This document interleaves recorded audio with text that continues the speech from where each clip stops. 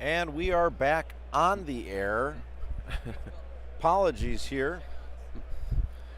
We had some technical difficulties. Looks like the internet went down for all the streamers here temporarily. All these ion cannons being shot on the table bled over and fried the internet connection for the moment, but we're back, ready to roll. So as you can see, picking up the action, the CR-90s are moving in. It's the Republic fleet has kicked to the left, trying to position themselves to lead the CRs. Yep, there's been a little bit of movement that's been happening.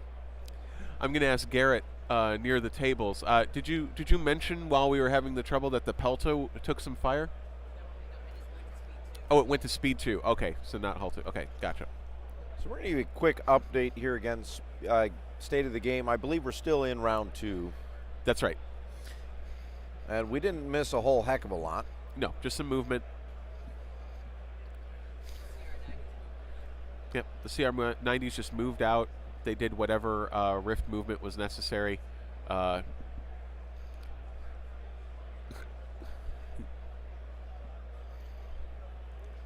Reorienting ourselves to the game in progress.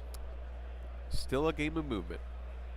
Justin contemplating his next move with that CR.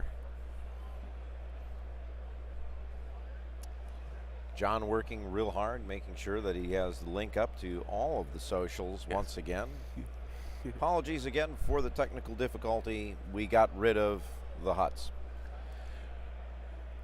All right, so hey Garrett, a quick confirmation. There was a question. Which CR on the table is Ezra? Winter Dictor with a good question. So let's find out where Ezra is, because that's key. So is that the one on the base of the rift? Okay, so the one next to Kraken, the one that he's moving right now. Okay, so the one that's moving right now is Ezra. So that's the one that's going to try to move something in. You know, I wonder if, I think it's a little far out for the rift, but that dust field might be hanging off the tail end of that ship. That's a very attractive target to move in the way. I agree. And I think that, I'm guessing that might be the case to kind of give those CRs some cover from the Venator. Could be. Could be.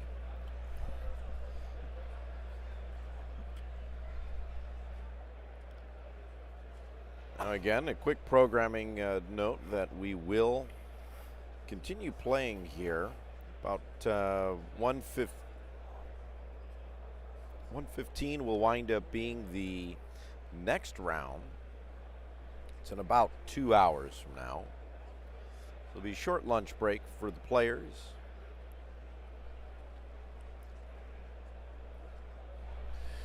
Those maneuver tools, they're measuring right up front. They're moving on out. Those CRs typically don't like to be up in the grill of those ships, but wow, that's a bold move, if that is indeed his choice. Well, Justin is taking his time, really looking at the options, the availability. Now that would be an interesting move if he does that. It almost looks as though what Justin's doing is he's going to the extreme of what the ship could be doing, and dialing back so that he can figure this is the most movement I can do, and then reposition himself a little bit better. Yeah, no, that's right. I think that's absolutely the case. He can't go too close, because if he is really going to use Ezra to pull that debris field or that dust field in the way, can't overlap ships with it. So you gotta be back far enough to where that is an effective shield. Yeah, see, he's making these adjustments. He's just looking at options right now. So. Yeah. Paying attention to everything going on. And but no matter what, he's got to stay at 3. I'm going to go ahead. I've got the T4 pinned up here again so that you can follow along.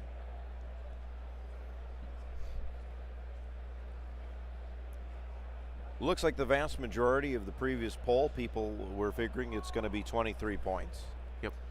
Pretty much agreeing with Garrett. John's concept and yours at 22 points. Yep. There's still a possibility of 26 points being had. Sure.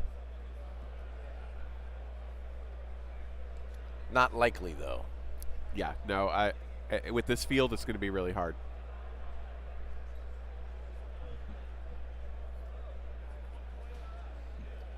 People have gotten interested in this game.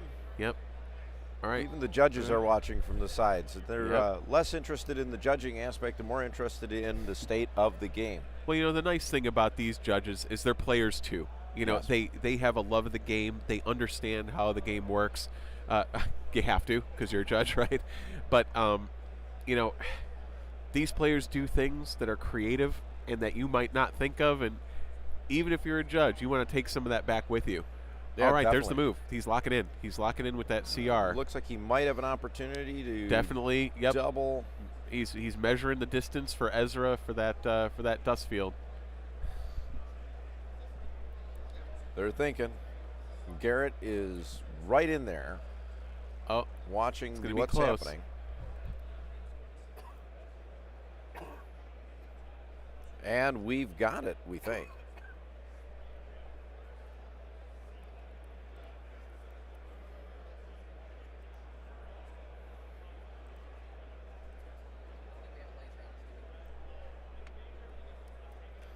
There's Ezra Bridger's card. Ezra, when you reveal a command, you may discard this card to move one obstacle at distance 1 to 2, so that if it's to move it within distance 1 to 2 of its current location. and I think that we are going to understand pretty quickly that that's going to be the first ship activated next round. I would imagine so. This is Ezra with his green lightsaber.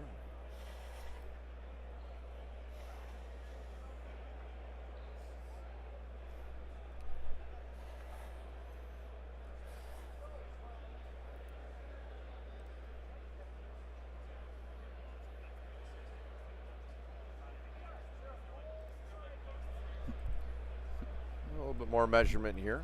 Yep.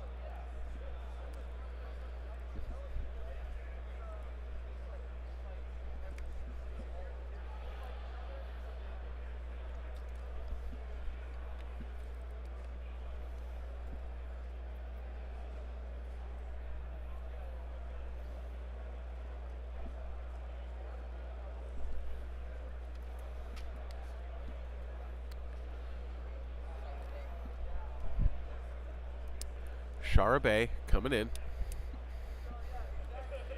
He's probably going to make an attack here, try to lock down some stuff up in the back.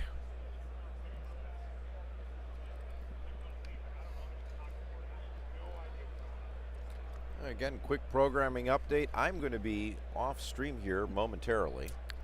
All right, John's what we're gonna seeing come here in is for me. 2 tools on the table, which is not a thing that you are supposed to be able to do.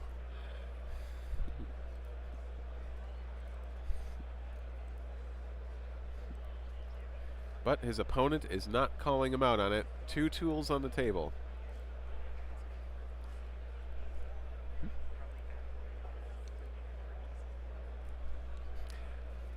But these guys perform at such a high level, it's possible that they are just kind of approving it, going along with it for ease of play. Time is a factor in these championship games, so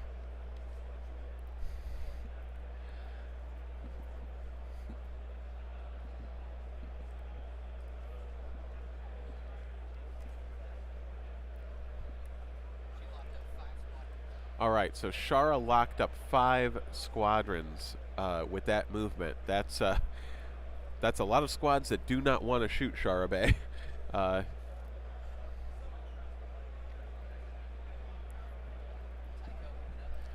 Looks like Tycho's going to come up and help his wingmate. Those A-wings move so fast. They really do.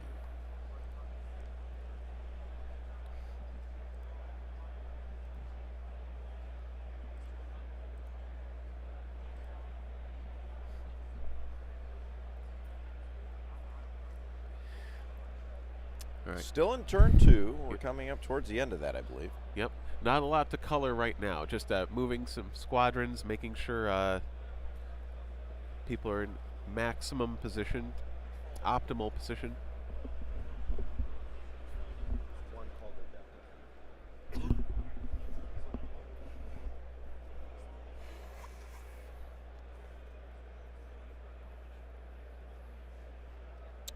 Thanks, Ghost. Yes, make sure that if you're watching, like the new stream.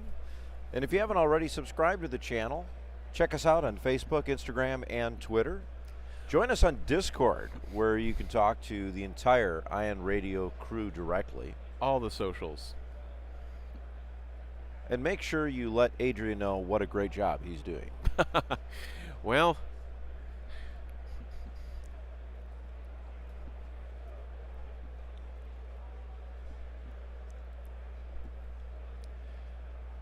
right now we're just in that squad movement. You know, it takes a lot of time to have the good squad game in play.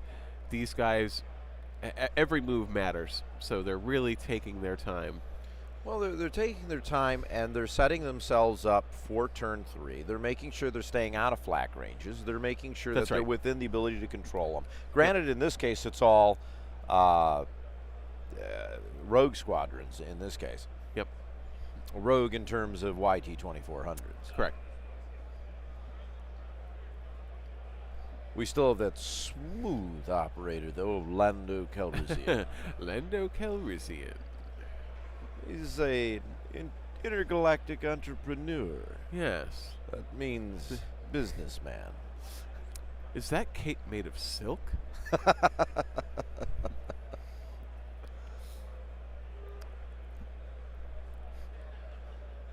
Well, we'll see if Lando has any cards up his sleeve for this scenario, because, man, that Rebel squad ball is nothing to sneeze at.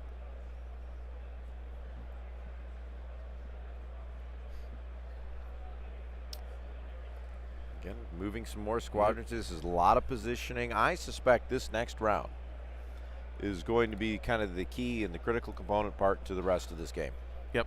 So Justin was very careful to get these squads moved out of flak range of that Venator. Yep. I think what we're going to see is we're going to see some dial set. We're going to see that dust field moved in the way to protect the CR. And then I'm guessing the CR is just going to leave himself open to shoot that Pelta and swing around. I'm inclined to agree. We just have a handful more squadrons to activate, I think.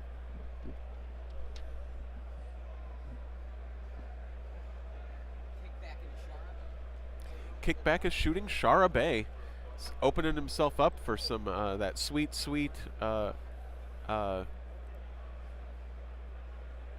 return fire.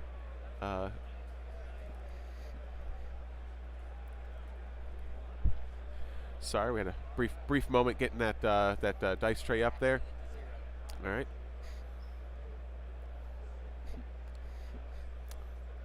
Looks like it was 1 damage dealt by Shara Bay, and Axe reduced it to 0.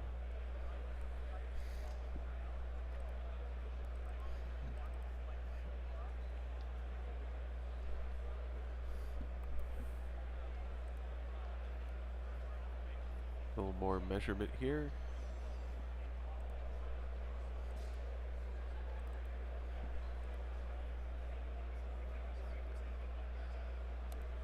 All right.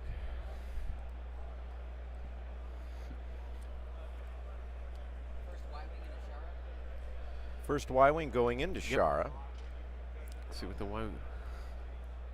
Looked Yep. like 1. Counter. Here comes the counter. Get ready for the pain. Here it comes. Right, they're discussing.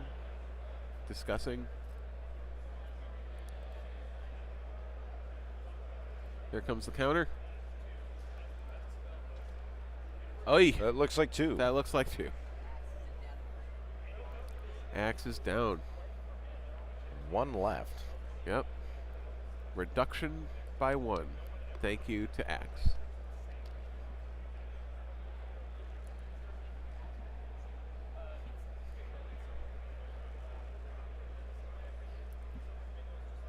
Again, staying out of certain ranges.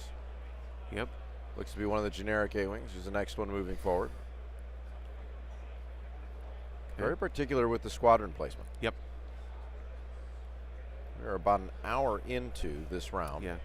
You know, you really do have to be so precise when you've got such huge squad balls going against one another. Otherwise, you're just going to give up free damage. So, you know, these guys are being very, very careful.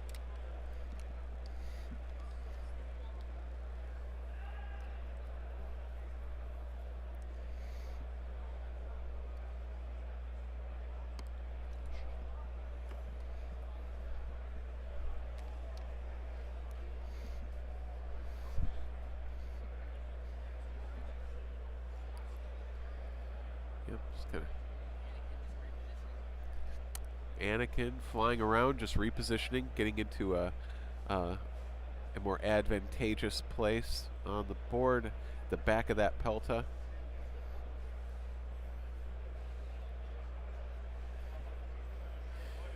He knows that the Rebels have those squads hiding on the other side of the dust field. Okay, another Y-Wing into Shara. Let's see what we got. Y-Wing. As they're talking about it. Yep.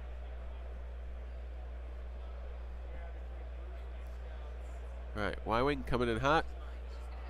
Oh, he's just activating. Okay, yeah, that's a smart move. I mean, you've got the Y-Wing throwing just a couple dice, and Shara's counter 3 is just hard to deal with. And we are now going into turn 3. Turn the third. So I am going to sign off. John will join Adrian here in the booth momentarily. And we will hopefully be back later giving you some streaming capability, or not streaming, but some video from the update panel that AMG is going to be given. So as we get ourselves ready to go here for turn 3, we're going to do a switch, and then I will be back later today. Nice. Have fun, Ken. Bring us back some excellent news. All right. Doing some careful measurement here. It seems like the dials have been largely set. Just doing some final discussion about what is where, range-wise. Justin considering who to move first. I think there's a little discussion going on, but I'm guessing he's got Ezra's dial in his hand to reveal. He's thinking about it.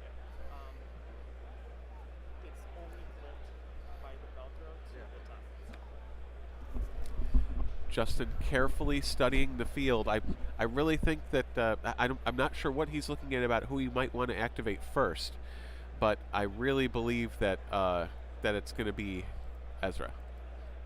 But we will see. As we thought, here comes Ezra showing nav, revealing the dial, and let's see if he can get this dust field to block. It should be easy. Any part of that objective can be within that distance too.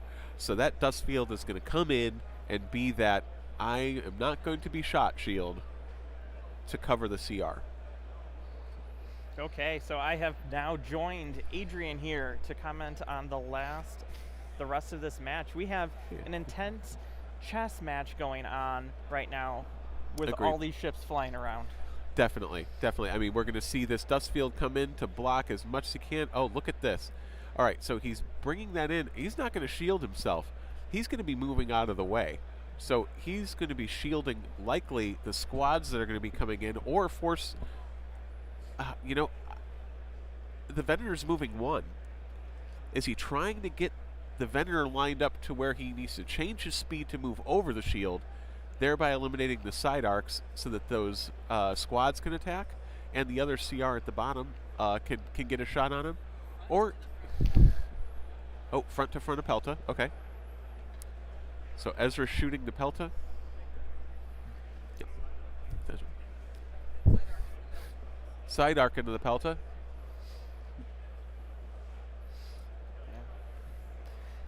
All right. This is almost like a thematic battle. Okay, reroll the crit with the evade. It's a crit. Almost a thematic battle.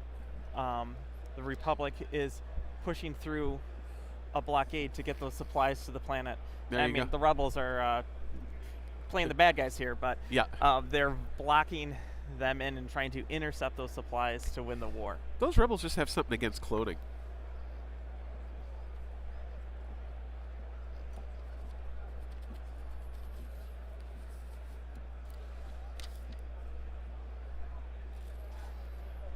Looks like we're back to maneuvering. Yep. Ooh, that's a bold move if he takes that direction. Okay, so there's 0 shields left on the front of that Pelta.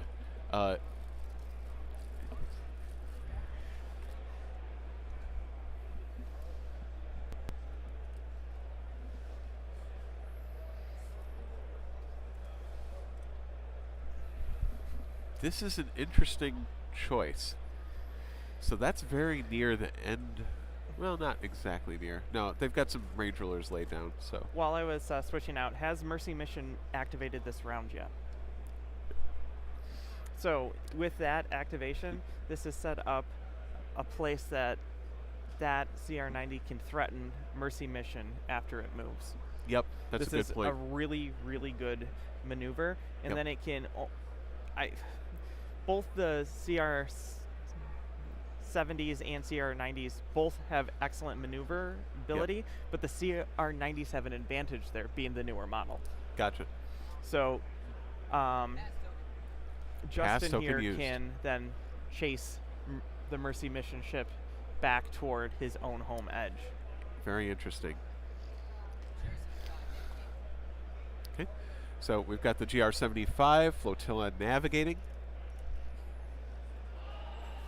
You know, I really think that, now this is just my prediction. John, what do you think? So, obviously the Pelta has 0 shields. It'll be interesting to see who activates next. Maybe the Pelta. Maybe taking one of those Bale engineering dials so that it doesn't eat another shot from the CR from Kraken out on the side and kind of shoot through it. I don't know. What are your thoughts on that? That is interesting. With so many ship advantage here, Justin could really wait that ship out and allow it to move into closer range.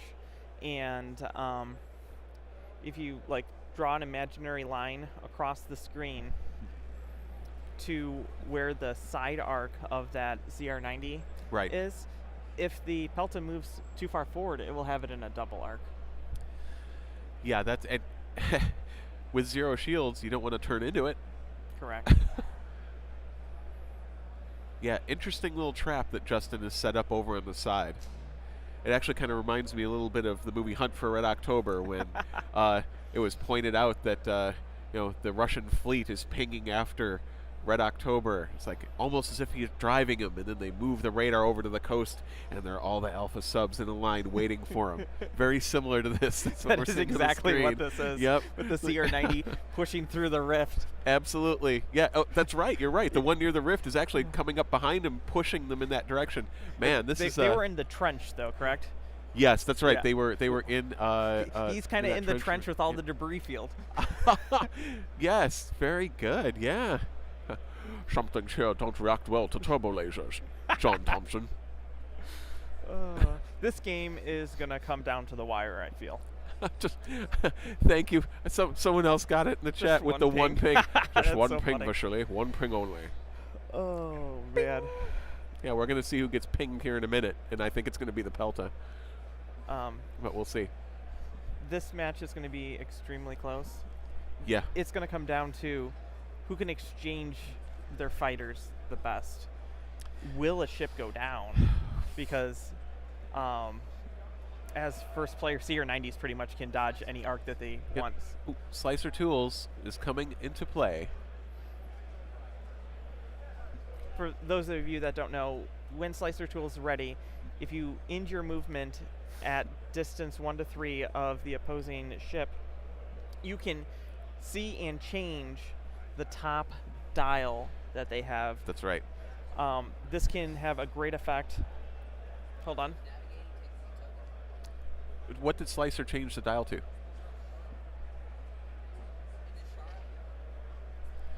Looks like there's some flak in Ashara. Okay. Okay, slice to engineering. That's an interesting choice. Engineering. Flacking into some A-wings.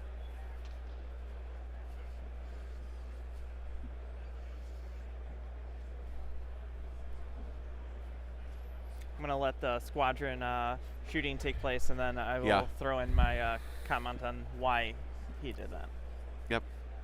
So it is that CR that's actually doing the flacking. Okay, sounds good. Okay, so while they're measuring. Oh, here comes another die roll. For the flak, I believe they're trying to determine if it's double arced. Yep, trying to see if that consular has some flak in there. Like we were just saying, every point of damage on these squadrons could make the difference at the end of the game. Absolutely. Looks like there's a judge call. Judge call on the table to see if the distance is right from the side arc of that consular into the squad. So here comes Dennis from Atomic Mass Games. He's been doing an outstanding job judging. Just every call just spot on, in my opinion. He's been doing great. Yes, he has. And I'm not saying that just because all of the judge calls he's had were in my favor. No, yeah.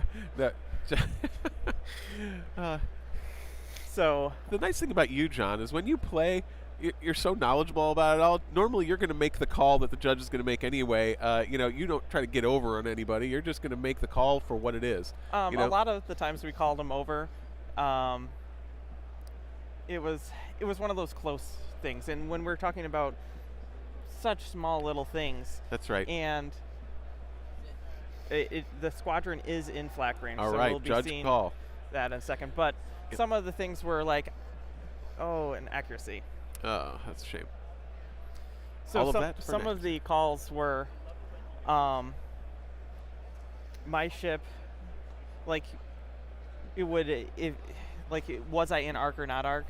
And like my opponent would be like, I think you have it. Well, it's that close from crossing that line. Let's just get a judge in here, and the judge can make that determination. So even though I agree with them, I could make that shot. It's just so close. Just to get a judge call is the best thing, and that's one of the things that whenever you're at a tournament. Just to correct real fast, not an AMG employee. He is here working. Yes. The AdeptiCon convention. Correct. He is part of the AMG crew. Yes. But their contract. So correct. Just want to clarify that. Yep. But the judges are here to be impartial and make sure that the games are running smoothly. And you don't want like a moment of like heat in between you and another player. That's right. So just calling over a judge, even though my opponent was already giving me that shot, it was just that close. I wanted to be sure. Yeah, absolutely. And just to have them make that decision for you guys, then there's no like what ifs later on, you know? All these players at this top level want to win clean. That's part of the whole sportsmanship aspect of this game that I think is just second to none in Armada.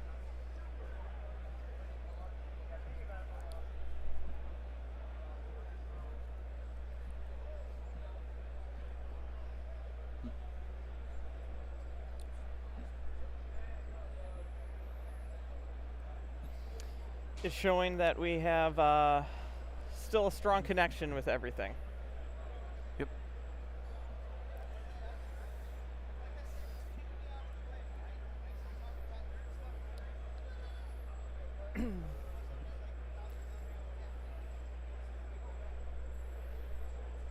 We're going to see where this CR-70 lands. We have a special guest. A celebrity is in the booth. Special guest. Karnak. Off more swag for these guys. Oh man, such a great job. Karnak is like Christmas. He is Santa Claus. Yes, thank you so much. Swag at these guys to bribe them to ensure they keep doing a good job. Otherwise, they wouldn't. They just leave and just leave this empty. Yeah, exactly. I mean, we have COTS up here. We're just so lazy about our streaming. But when the official king of Armada shows up, we have to actually look like we're busy making the comment. I hope you guys have been enjoying the awesome live streaming that's been going on. I've been hearing such rave reviews that for the first time Armada is getting such professional coverage. It's really helped revitalize the interest of Armada. And I know that for next year, there's still continued interest to having that. Of course, I don't make any promises. I'm not marketing or anything. I'm just expressing what I'm hearing. Well, thank you very So much. awesome. That means so much to us. All right. Yeah, thanks, Derek. You guys enjoy. All right, take Have care. a great. Okay, so squadrons are being placed back down after being displaced. Nice. Yep, we got some rolling. Got some rolling happening here. Well, there was dice in hand. There was some jiggling. Is there some second thoughts? Possibly. I believe they rolled it on the table. Ah.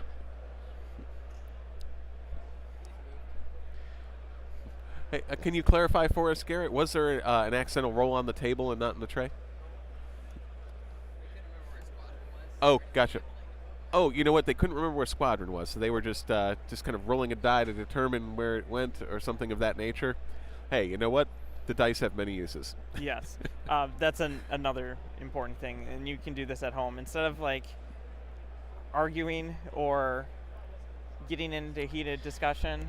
You can just roll one of the blue dice. The nice thing about blue dice is they can offer 50-50 odds. That's correct. Because there are 4 hits on the 8-sided dice, and then 2 criticals and 2 accuracies. So it's pretty common to say, I'll roll, you'll call, and you roll it, and the other player says hits, or usually it's hits or crits. Yep, absolutely. Because, you know, honestly, and that's how you roll off with the matching bids. So, yep, good.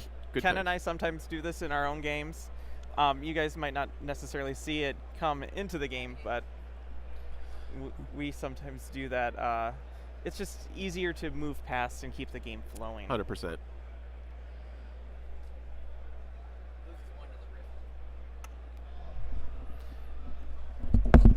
All right. So let's see. All right.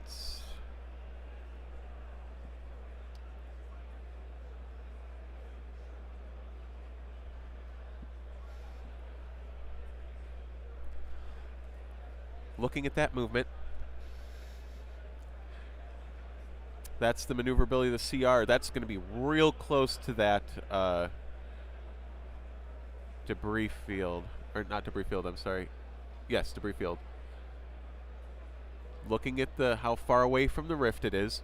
Again, with this objective, if you're within 2 of that rift, it really messes with your movement, for better or worse. I think at the maneuver, he might just be out, but he might catch the debris field. I don't know. It's going to be close. It might be the rear dial. Justin's got a better look at this than we do here, but he's going to go for it. That should be good. Fingers on the tool. Small base. Is it going to overlap the suspense the dial? of the arm from the top view of the camera. Yep, blocked completely. Garrett gives us a thumbs up. Yeah, and you know what? Oh, look how close. But is he within 2 of that rift? Are they calling it within?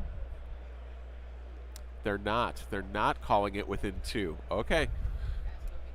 Pass token used. That is the last of the pass tokens that Nick has. He's trying to delay as long as possible to get the most information he can. Yep. Make that big ship and all of his support commit. And then move around from there. That's exactly it.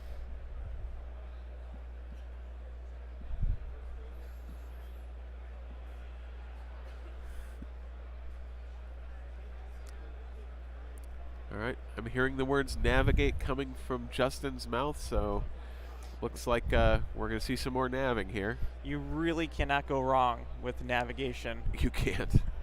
You really can't. I've never heard someone say, "Man, I think I just turned too much" when you're getting near the edge of the mat, or right. "Man, I just dodged that arc too much." All right, so we're gonna shoot the rear of the Venator, I think here.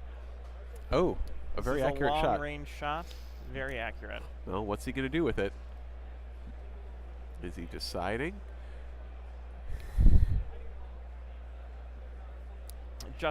Justin's No TRC. Interesting choice. All right, so this might be a very smart choice because the Venator is yet to activate, and the Venator really can't shoot through the debris field, so that CR90 might be the juiciest target that's on the board right now. Very So true. Maintaining all of his defense tokens will help with the survivability. An interesting choice. Now, he's moving so close. He's only going to get some rerolls. And from the look on what that maneuvering tool was doing when he just put it on the table, I think he's really going to be in jeopardy of getting double arced side and rear from that Venator. Especially, it appears he's trying to either land just inside of the rear arc or just inside of the side arc. Yep. He has the risk, though, of, due to the objective, landing and then being forced to move an additional one. So he has to think and that through could be a ahead ram. of time. So you're right. He's got to cheat left a little bit, just in case he needs to make that maneuver around the back. Or Unless he's measuring it out to do it on purpose. that is correct. Yeah. The thing is, with Justin, you have to remember he's first player, so he cannot use yaw on that additional maneuver if he's within 2. So he has to really be careful how he sets himself up here. With the asteroid there as well, Yeah, oh yeah. He's flirting with the rock as well. there are a lot of things that could happen from this maneuver. Yep.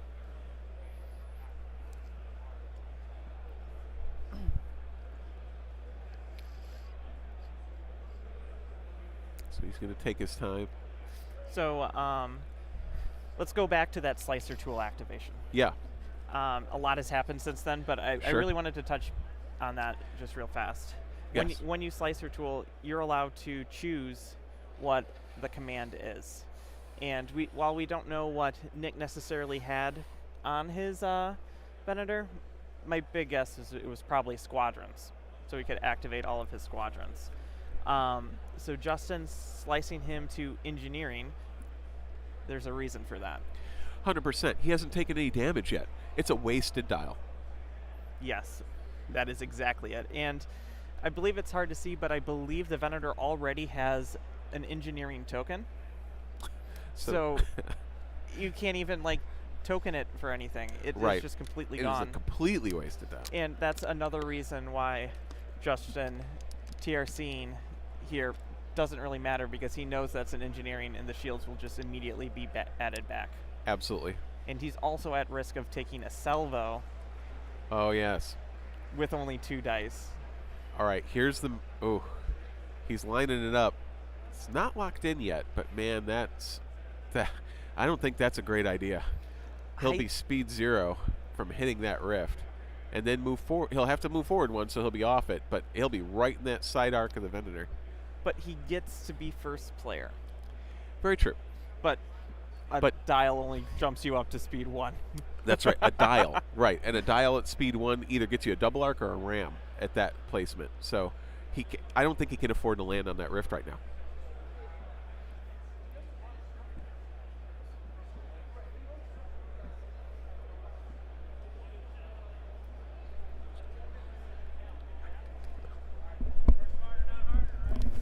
Okay, looks like they're locking in. All the players are putting fingers down on obstacles and movement tools to make sure that things can land.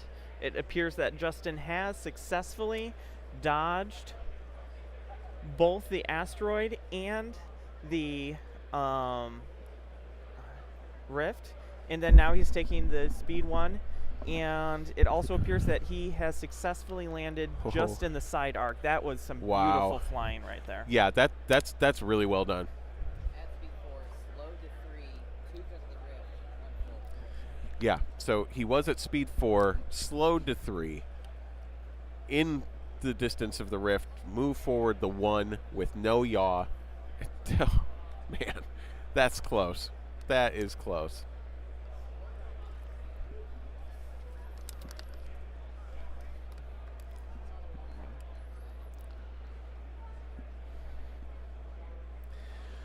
All right, some more measuring here.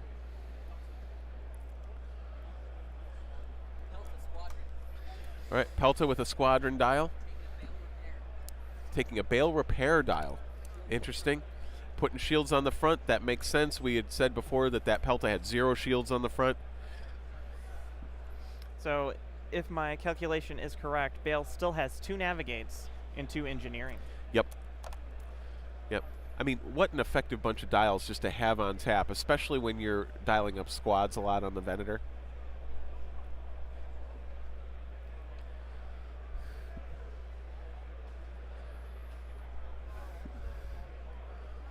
Lots of measurement here. See who is within whose distance. He may be trying to make an obstructed shot. Yep. Against that CR90 that dropped in there, which is one of the reasons why Justin was trying to maintain his defense tokens for as long as possible. Absolutely. When you've got all those activations to go on the part of Nick, or he also you can't afford to get pinged for 1,000 cuts. He also may be trying to see if he can get any of his spending his the squad token too. free to start bombing into the front of it as well. Yep, that's what this fleet wants to do. I mean, those bombers are just waiting there. They're waiting to do the good work. This is something that you know from an Imperial standpoint, because I believe your fleet that you flew in the last chance qualifier had a lot of TIE bombers. How many did you have? I had 9. Yeah, I had 8 regular TIE bombers and Gamma Squadron, which is not heavy in grit. So a little bit of flexibility there. But yeah, exactly. If you're running up against a squad ball, it's really hard to keep your bombers free. And I can see that Nick has done a little bit of that here. If you see the top of the screen, you can see he's got one little ball of bombers and then another ball of bombers. You're trying to keep them away from being locked down by those aces. Yeah, it sounds like we have an activation from Anakin. He is moving in to engage those. In axe range. Yep, makes sense. They're going after Shara. Oh, that's what you want. 3 with an accuracy. Oof. Gonna brace that to 2, but that's Shara's in jeopardy. But here's the counter. Ouch. That's oh, gonna roll with dodge. Oh my goodness gracious. That's a pretty effective counter. Brace and then axe reduces it. Shara's gone. Okay. Wow. Well, that was a really good roll. Oh, I forgot she had taken some damage earlier. Yeah. Wow, that was a clutch roll. 17 points on that kill alone. And with the MOVs we've seen being so small, every little bit counts. Yes, it does.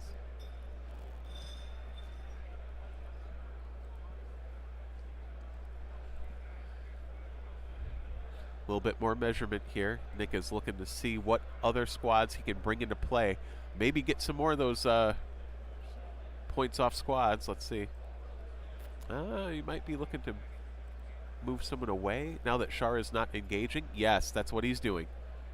He's moving the bomber away now that Shara is no longer locking him down. He's coming in. Oh, he's going to bomb the CR90. He has. Oh, to the front of the CR90. Let's see this roll.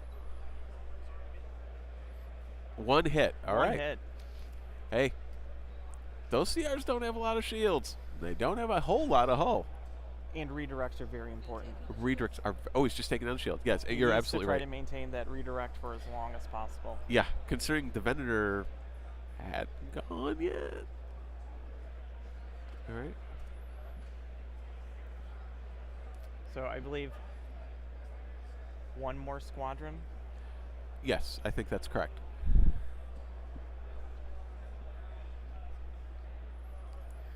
Yep, and he's looking to see which other bomber is within striking range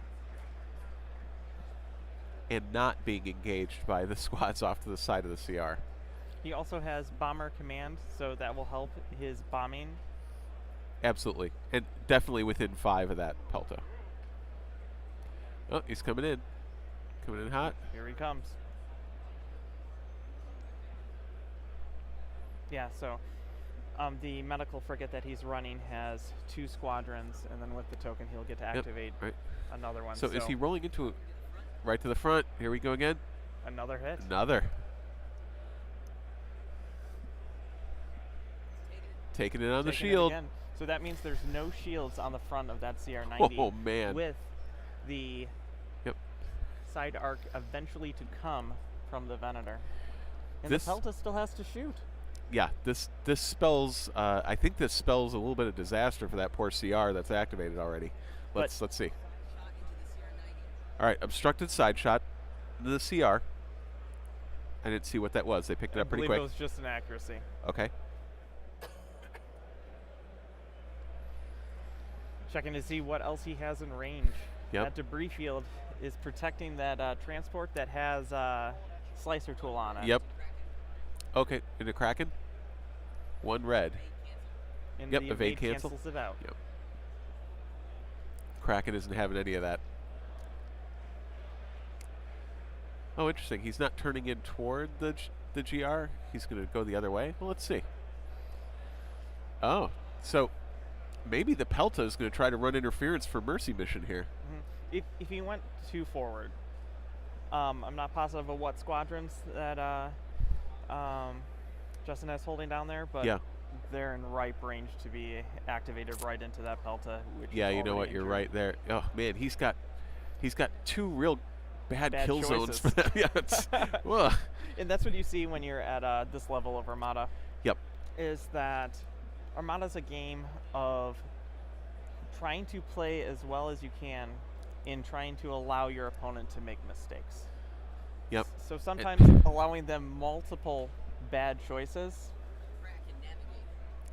Kraken is showing a navigate dial. We're going to see what looks like he's he going has to that do. in a double arc Yeah, as I well. think you're right. But you're right, John. You know, these guys are so experienced. It's almost like they're going to review their options, and their opponents give them such bad choice, and then you just make the least bad choice and see if you can make. I mentioned this yesterday. Make a silk purse out of a sow's ear. It's all right. Here's the side-to-side shot. Side-to-side shot. Let's see what the roll is. Pretty good. Hit and an accuracy. So what is he going to accuracy? Pelta just takes it. Accuracy the redirect. Okay, makes sense. Front Okay, to the side front now. to the side. Oh my goodness gracious! Oh, will we see a TRC I here? would be surprised if we didn't. Or to a crit, maybe? Yeah. To a crit. If there's still a brace, this is a better option. Absolutely. Because if you They'll go still be to a crit in the double pool. and you race, it's still Yep. only 2 damage Oh, that nope. you take. Nope, Oh, to a into double.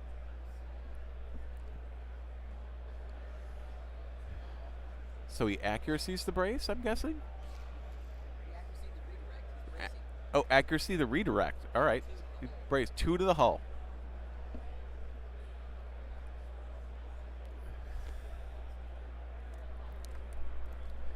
Yeah, not sure if that. I don't know if I would have made that choice, but it's interesting. I mean, it gives two hull cards.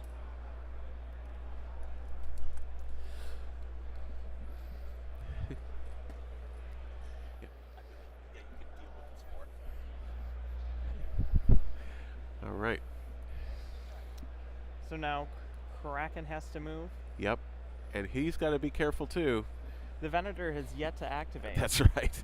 So these CRs so are coming many into the ships. danger zone. Danger zone.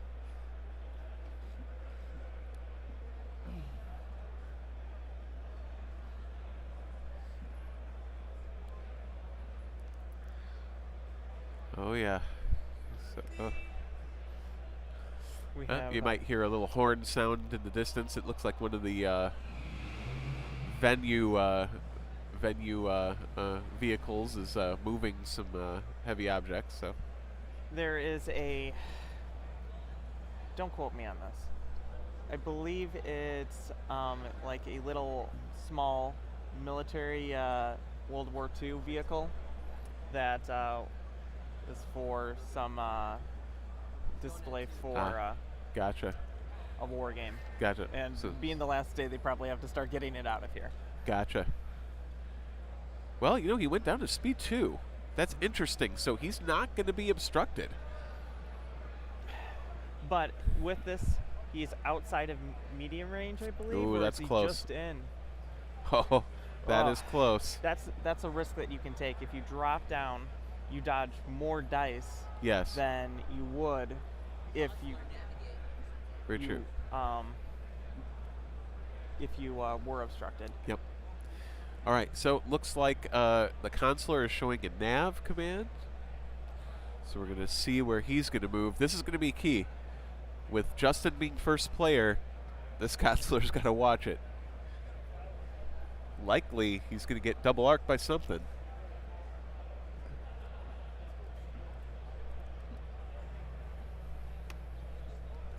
Possibly two things. Let's see where he goes. Yeah, he has a field that's just waiting for that CR90 right here. Absolutely. Justin's actually going to have a lot of hard decisions at the start of his next turn. Yes. Almost all of his ships, except for the CR90 at the bottom, are able to go first and have a place that they can be or want to be at. Yep. That's the one good thing about going first with that activation panning. Now, oh. So Venator, skilled first officer, and a Bale Engineering Squadron dial. So we're going to see commands being executed for engineering and squads. So that brings Bale down to now, I believe, 2 navigates and 1 engineering on it. And we have some squad activations. That's correct. All right, here comes come the the bombers. Here they come. To the front. Hit. And that's a hit. So, let's discuss back to your bomber fleet. Yes. Ooh, 5 squad command. Yeah, Justin just grimaced when he saw that hit. Because there's a bomber command center involved in here. Yep. With the changes to evade and cards like point defense ion cannons, do you typically still keep trying to roll until you get to a double, or do you just make sure you have something showing on those black dice and bombers? See, though, it depends on where I am in the game. So if I need those doubles to really put the hurt on someone, I may re-roll a single into trying to get the damage. Oh, CR's just taking it. Straight. Yep. Because he knows he's got that big Venator shot. Yes. I think this spell's doomed for the CR, to be perfectly honest. Here comes another Y-Wing. This is just, you overwhelm them with all of these shots. There's just no way to get around it. Yeah, when I do it, yeah, if it's 1, you don't roll the hit crit. You take that confirmed kill. PDIC is going to be your bane, because on a single black bomber like this, CR90 has taken now 2 hull points damage from these bombers. CR92 to the hull. All right, so, but PDIC will typically make that reroll, and they don't want you to reroll a single, but if it's a double, they're going to absolutely reroll it. It's swingy. It's swingy. That's how I feel I would play too. Yep. Another one. Hit, just the consistency. Yep. He evades he's going to evade for it. the reroll. Yep. Oh. Okay. And that's why you don't bomber command your single That's hits. correct. That is correct.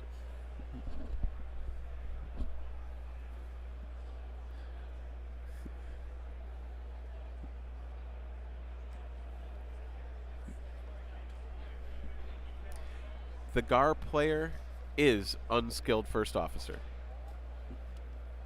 I would argue with that. So far, his performance in the stream shows that he's actually a very skilled I would officer. agree. But you know what? I appreciate the ironic humor from his handle. Oh, here's Axe. Oh, evading that. This is a safe thing to same evade thing. due to the fact that Axe is not a bomber. Correct. So you don't care if there's a You double don't care. or not. It can only get better. Yep. There's just so much to think about when you're trying to play the game of when to use your evades, when to use your redirects. That's right. Yeah, those non-bombers, you can just evade all day long. I believe Justin right now is trying to decide if he's going to be using his redirect or not. Man, you know, he's got that Venator. He does redirect. Redirects it to that side. So this, to me, as a player, telegraphs that when he's probably going to activate that ship first. Yep. And it's going to jump closer to where the other Kickback. Kickback Here's goes. the roll. Oh, not bomber, so it's at 1 damage. But he's going to evade that, I'm guessing. He's Burning burning out the the evade. evade. Yep, that's the smart move. Or but a that's hit 1. still. Is he If going to takes burn the this, he's redirect? on 1. He's dead, I think. He's Taking taking a the damage? He's on now 1 health. 1 health left?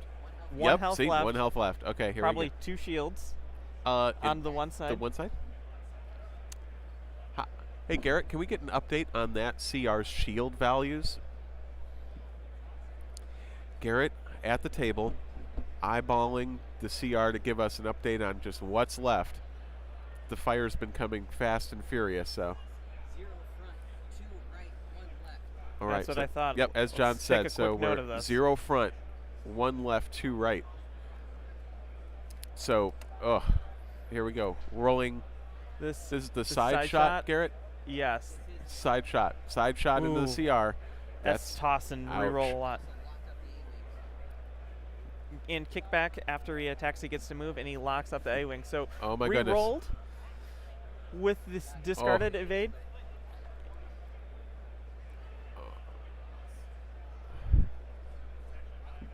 And that's CR90. That's it. That's all she wrote. But that was a lot of Resources? resources to go into that. Yep. And now Yep. the side into Kraken. Side into Kraken. All right.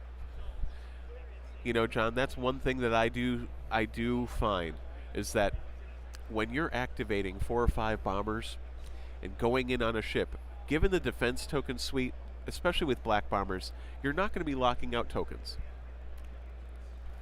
Re-rolling Oof. into a double. Pretty good reroll.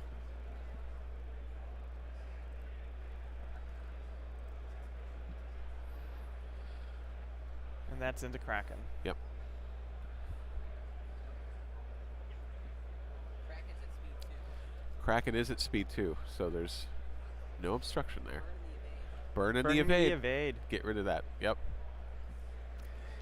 But yeah, I find that when you're going after ships, you know, you're definitely stressing their tokens, but unless you can really pile on the damage to follow up from the bombers, you're not going to take out a lot of ships with just one little alpha. You know, you're going to hurt them. But Speed 0.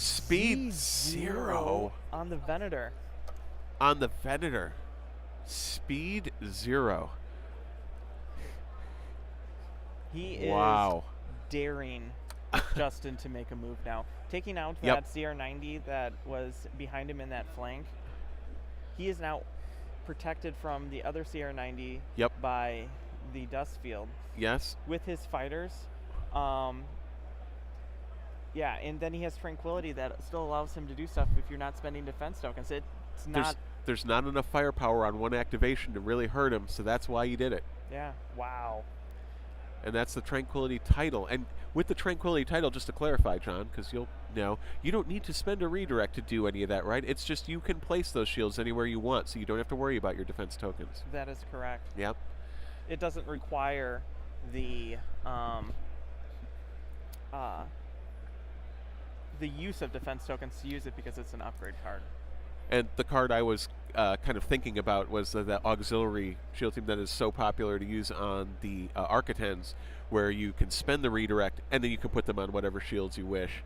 Yeah. Tranquility is just an improved and better version of that. No token necessary. Looks like Justin is now flying more fighters in to try to lock down as many of the fighters in the backfield as possible. Yeah, that's trying smart. to stay away from the ruthless flak bubble. Oh, Also, to note, when ordnance pods doesn't care if you actually moved to trigger. It's just after your movement step. So if you go speed 0, it's after your attacks before is it movement. after your attacks? Yep, Yeah, it's sorry. but you can use that ordnance pod attack even from a zone you've already attacked from. That is correct. Yep. Thanks for correcting me on that. No worries. Well, It's I've got a lot ordnance of on my days. Kuat. Yeah, it's, that's oh, true. You know how to use it yep, very well. Yeah, because ordnance ruthless. That's the. If you want to come in close, I would love you to accept lots of damage.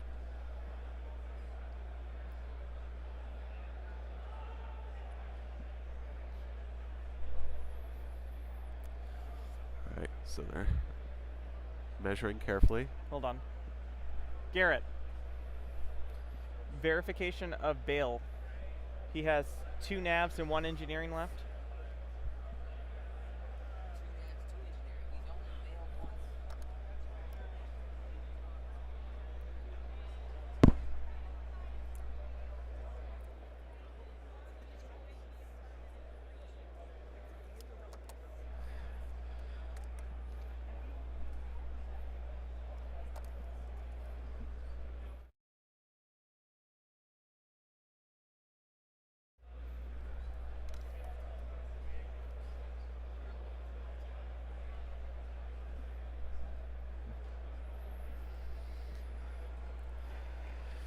All right. Looks like Here's they're where measuring up those some squadrons are coming in.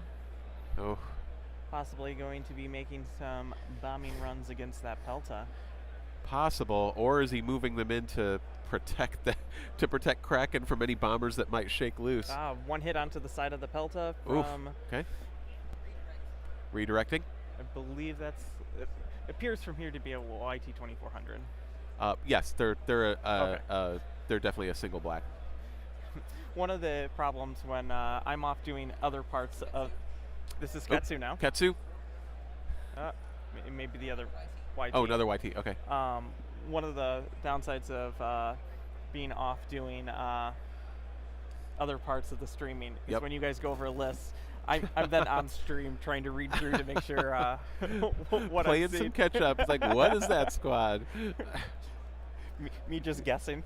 Yeah, there you go. Little bump there, but good sportsmanship. Readjust. Let's see what we got. One black to the side. Let's see what this is. It is a hit. Man, These just all the hits. It also appears that that Pelta is double arced by Kraken. I do not disagree. 3 damage. Oh, that's Ketsu's now moving in. Ketsu may get him. Very.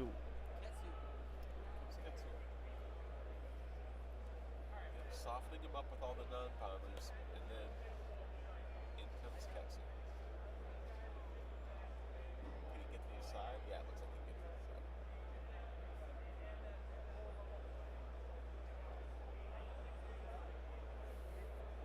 side. And she is a double blue dye bomber. Yep. So, This could be it. This could be it. an accuracy and a crit. This actually may be really good. Yeah. If the crit. Blocking the redirect. Yeah, so if it hits, you Wording the redirect. hit. It saves him the crit though. Yep, he's got 1 hull left on that Pelta. Man, that elimination of the crit could have been key. Yeah. I still think the Pelta may not be long for this world when Kraken activates. More than likely first the next round. Fully agree. And if you're A-wing whiffs. All right. What else is going to activate here?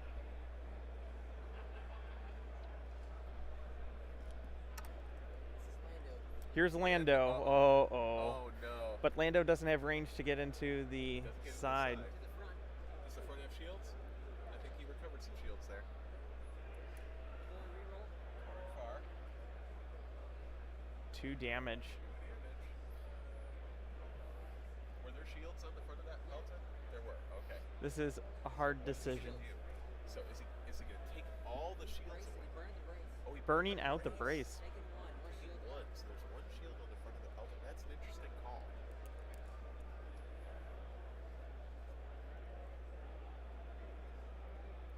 Maybe at this point, he's just trying to stay in the game to absorb these shots as long as he can, so that they can't pivot to the veteran. Make him use that first activation with Kraken to kill you, rather than getting a free front shot on the veteran. It will be very interesting to see. Yes. It appears that players may be starting to set dials for the next round. This is going to be going into turn 4 right now.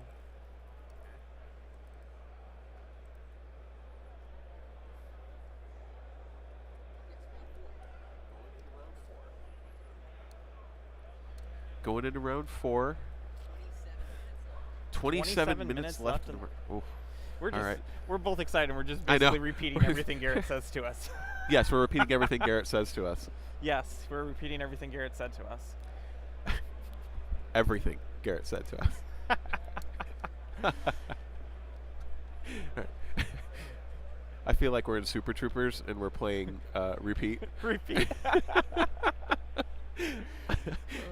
Say shenanigans. Shenanigans. Okay, Garrett. They're setting dials right meow. I want all the shields for the Pelta. All right. John just made the call over to Garrett, our on-site expert, looking over the shields on the Pelta so that we know exactly what he's going to have working with him when Kraken opens up on him. He's definitely hurt. 0 on the left, 1 on the front, 1 on the right, 0 on the rear. So left and rear, 0. Tokens. Right and front, 1 as far as Tokens shields on the left Pelta. on the Pelta. No defense tokens? Sorry. Got a green redirect. All right, so there is a green redirect on the Pelta. So they'll be able to use one of the redirects.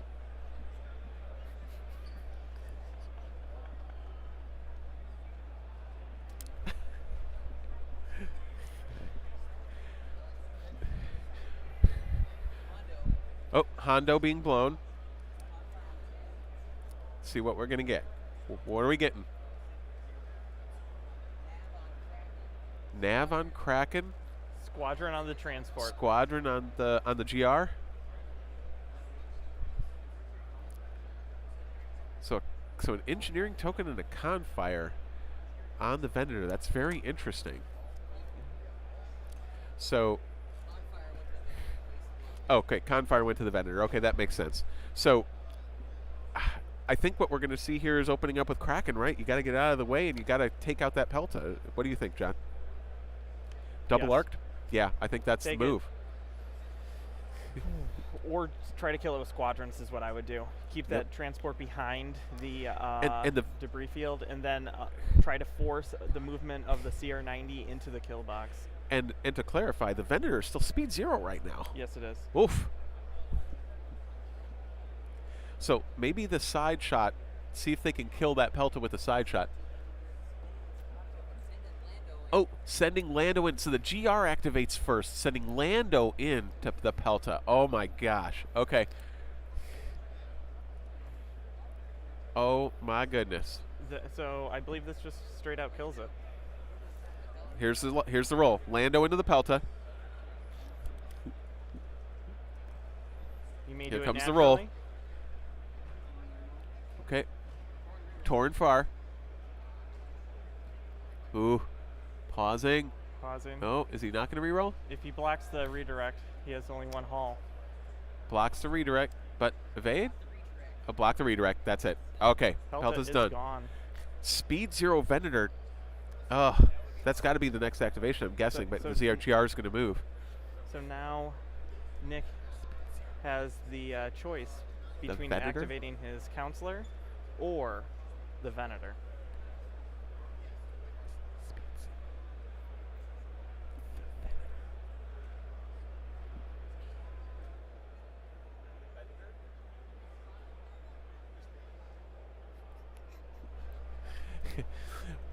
There are some observers around watching this match that are marveling.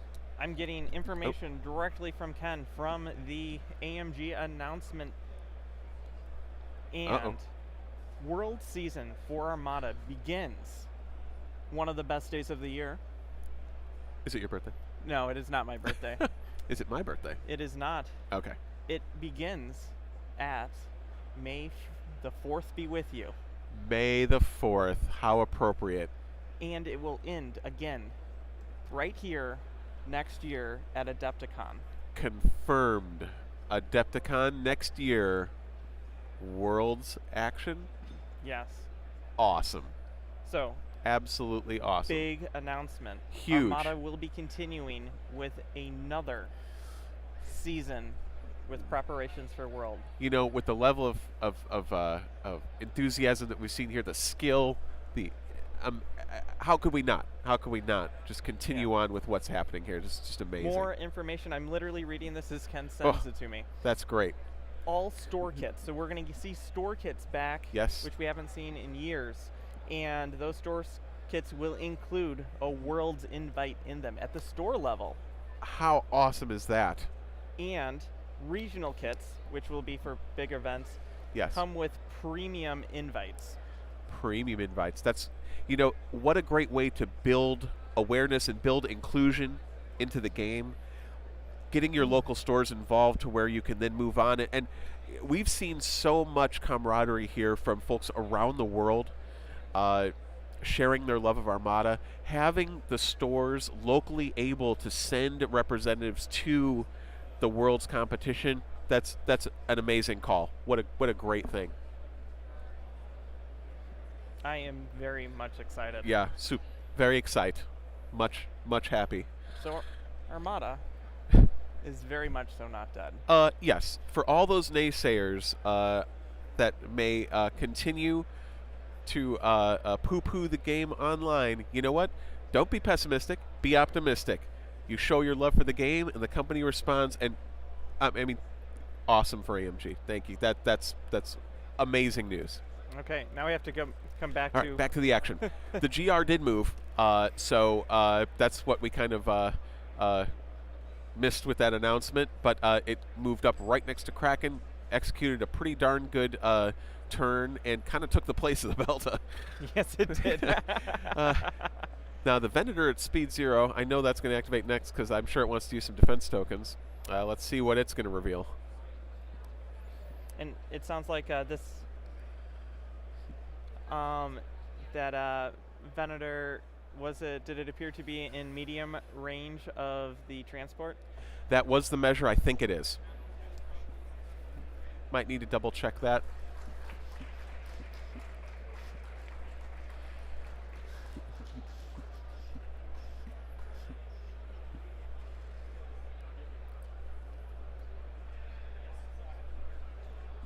Garrett.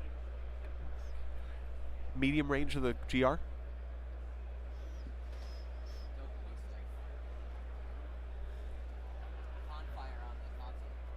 Confire Oh, on the consular activating. Okay, consular activating.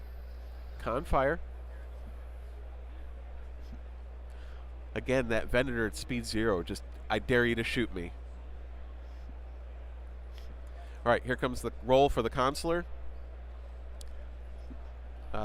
Roll for the consular. All right. Into Ooh. Kraken. Ooh, that's 3 damage. ouch. Sometimes Ouch. 3 damage with no accuracies is easier because then you're just like you can figure out what you want to do on your end. 100%. Yep, Kraken's only got 1 evade and 1 redirect left, so let's see what happens here. Clearly the consular is going to try to stress those tokens for the Venator.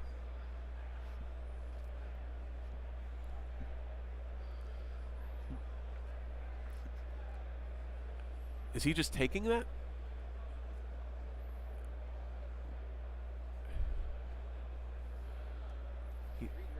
No, he did. He redirected. Okay. Spent the redirect. Then the cons. 1 shield on the front. Gotcha.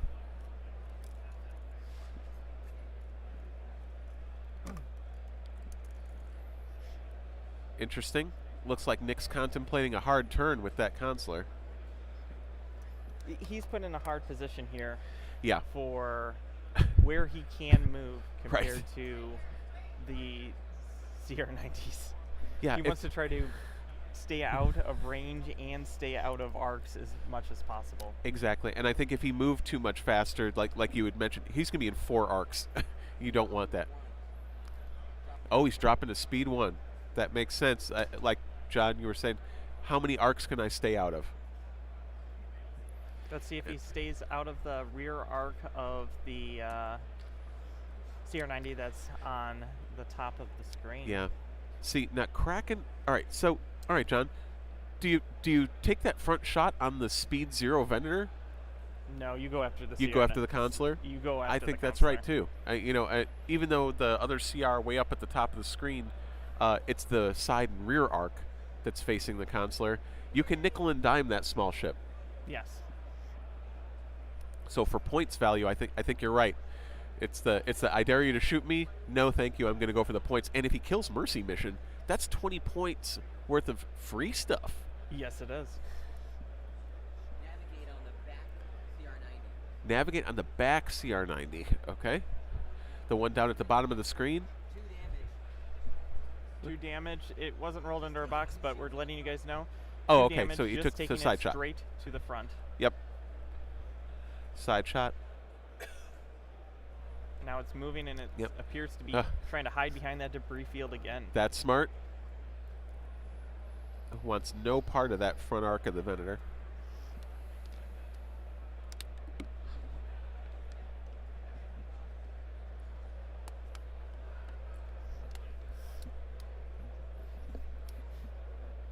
This game doesn't have as many big dice rolls as our last one, but it's still just as exciting because this is a chess match of both players positioning their ships to try to dodge arcs, get into arcs, dropping to speed 0 to most benefit themselves. That's right. Can I lock down the bombers? I mean, clearly Justin's got to be thinking that because he just saw what happened when the bombers get loose. They go ham all over the front of a CR and it goes away. So what can you lock down? What arcs can you dodge? This is some high-level Armada. So for those of you that are in our Discord, Ken is currently posting pictures directly from the AMG announcement, and it appears to be a Store Championship 2023 tournament kit. It has looks like Venator is flacking into Tycho. LTTs. Gonna we try go. to kill Tycho. Ruthless. There's one auto Ruthless. damage. That's right.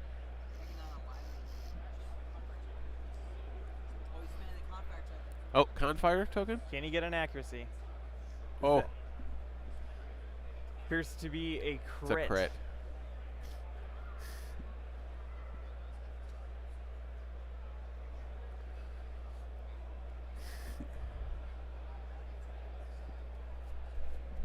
Here's more information. We have new cards. Store Championship appears to have something called an engineering captain. Ooh, Before you reveal a command, you may change that command to an engineering command. engineering command. This must be for looks like 6 points. This is a new officer. 6-point generic officer.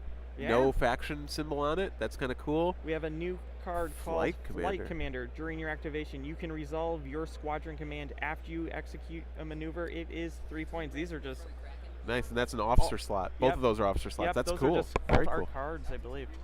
LTT reroll on that you're seeing on the screen. Okay. Just trying to get some points in squads. Evade, cancel. We also have alternate cards for Leia Organa, Grand Admiral Thrawn, General Grievous, and Luminara. Ooh. Those are commander cards that come in the Store Championship 2023. Alt arts. Very nice. Another alt art. There is a new Soontir Fell alt art card. Ooh, That nice. is looking really good. Yeah, If sorry, you we're seeing haven't- it here. Soontir Fell, alt art card. Really, really cool. Continuing, they have a Victory 1 alt art card for the Republic Oh. and Oh. a Venator 2 class Star Destroyer Alt alt art card for the Imperial Venator. Oh. Continuing on, Store Championship prizes. It appears that I believe that's a poster Yep. of Leia. We can do it. That's the world invite Yep. for the 2024 World Championship. There is also an Executor 2 class Super Star Destroyer alt art card. Alt art card, and it looks like tarot shaped, or it might be big size. Not sure. Whatever it is. Yeah. Actually, the little reflection might be foil. I don't know, or it's just the sun coming Hard up to behind tell the, just the from moon. the picture. Man, But those on are the some- store. I love to sector fleet in an Executor 2.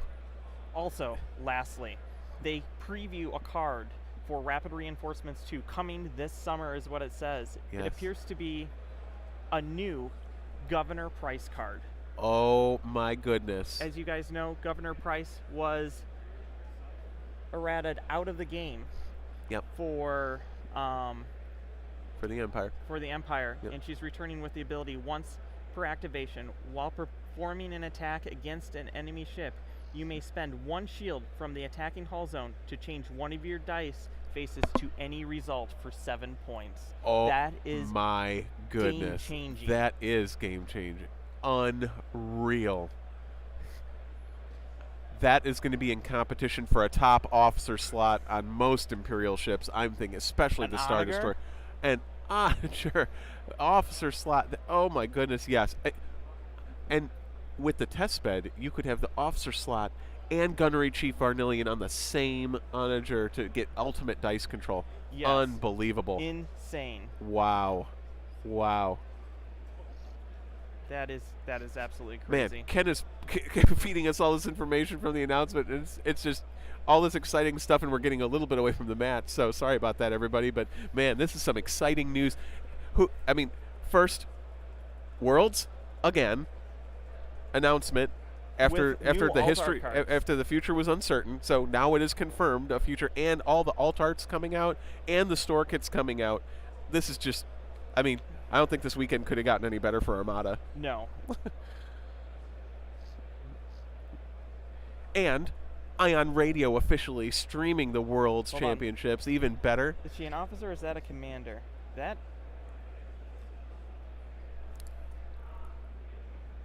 It's an officer. it's an officer. Officer, 7 points. 7-point officer. Okay. Give us a second. We've been All so right. excited Yeah, about sorry. this. We're gonna All right. get Garrett Yeah, we're to catching up. update us on the game All right now. Looks like there's some rolling going on against the consular. Full upgrade. All right, here's what's happening.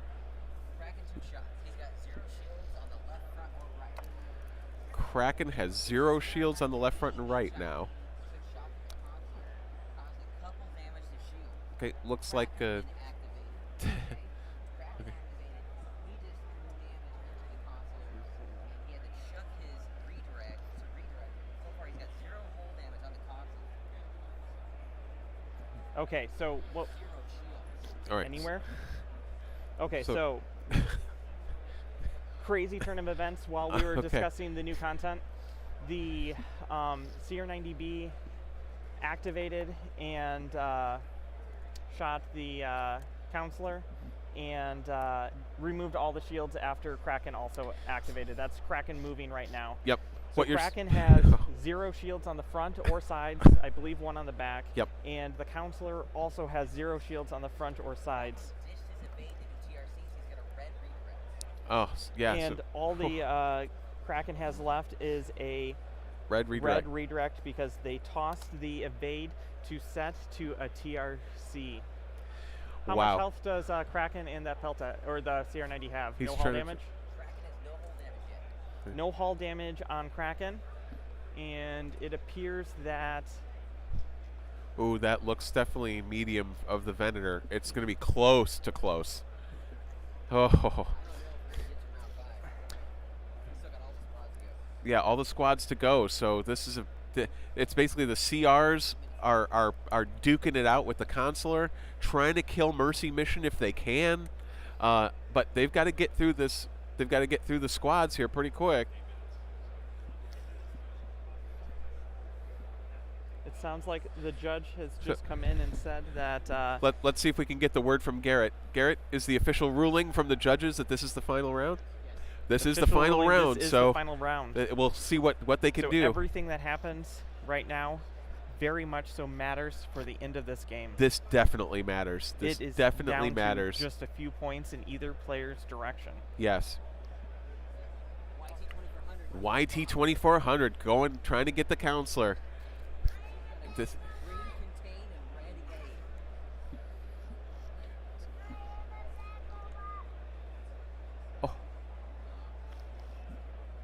A. wow.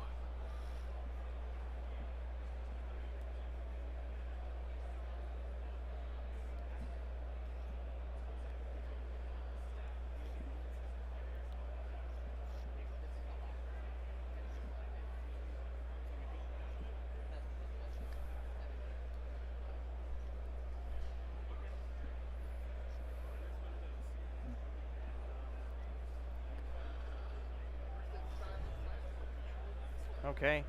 Players are discussing what is going to be taking place.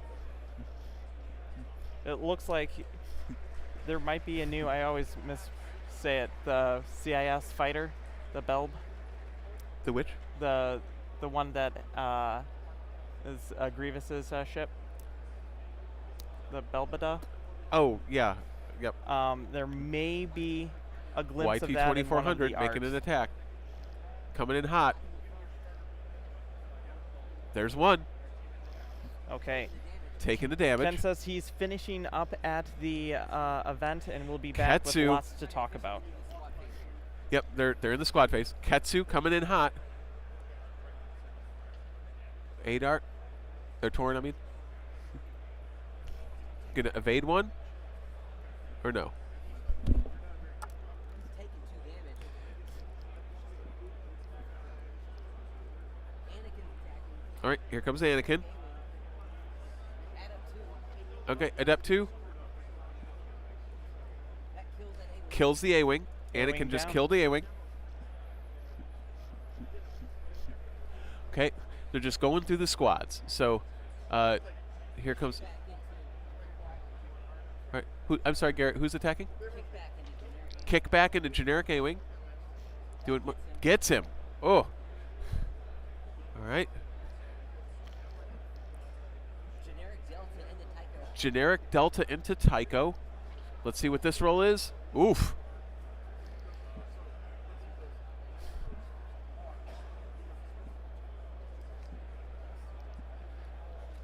All right, I think they're Adept. Oh, that gets Tycho with the accuracy. Oh my goodness, the squad rolls are coming alive here, getting exactly what they need to lock out the tokens enough to kill them. All of these squads are points. These points are key. This is the last round in this match, and they're just trying to get, there's the handshake. I think they've looked over all the squads, and everything they can activate is activated.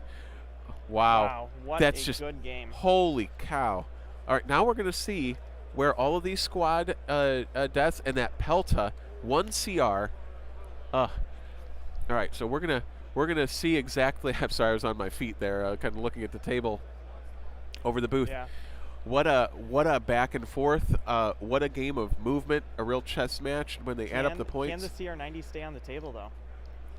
Oh yeah, he's got to move, huh? Because that's true. It Yeah, must move. They have to finish out the round. Yep, it must move. It should be able to with a dial. It has a nav dial? I don't know. It's real close. Because the kick at the end. I don't know. Garrett, let's ask. Was there a nav dial on that CR? Are we in turn 5? Yes. Turn 5? This is end 4. The judges say you can't go to 5. Oh, okay. Yep, end of 4. So so if he can stay on with that inside turn, I don't know. It's a nav dial, so let's see.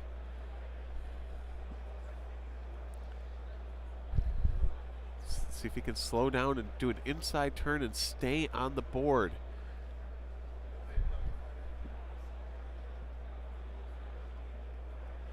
He can? Is it on? Do we need a... He moved it. He moved it.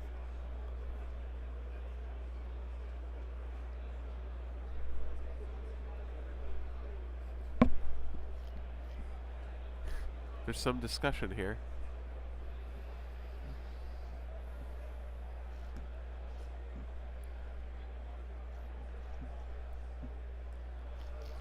All right, so we're trying to determine here. Garrett, can we ask our man on the table what the discussion is about the CR at the edge?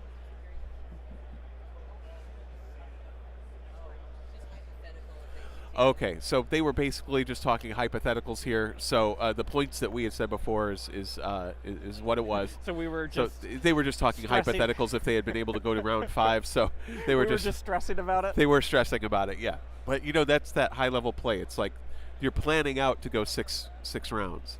But with the intricate play with the squads and the technical movement that they were doing, it eats up time. Yes, it does. So we made it through turn 4 on this. We did. Okay, And actually, funny enough, that's how we did the first game, too. They made it through 4. Yeah. Didn't make it to 6. All these players are playing at a high level, and every move matters. every move matters, and no one wants to give up 3 points. Correct. Or make a critical mistake because you just didn't take the 1 extra second to look at the ramifications of it. You know, and I'll say, without being specific, I have seen at the table, and of course it's not our place to say anything. We're just objectively covering the games. Oh, wait. 68 points on the Pelta for a score for Justin. Scores, so.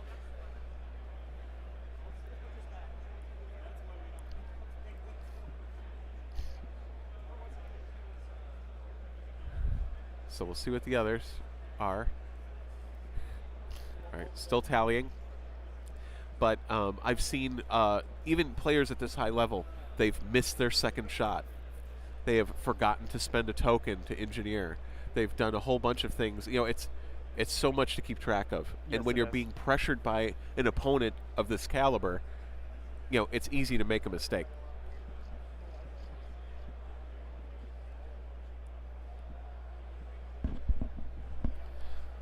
All right, still tallying. They're grabbing the phones to use the calculators. It'll be interesting to see if we break a margin of victory larger than 30 or 40 points. In the first round, just as a reminder, the largest margin of victory was only 105 points.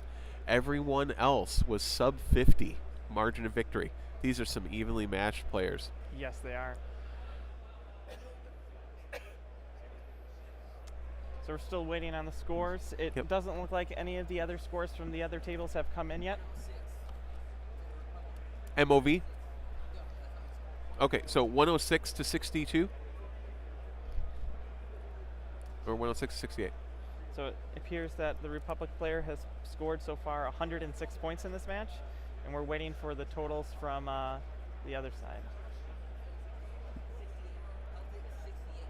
So 106 to 68. Okay. 106 to 68. What a close game. Hey, guess what?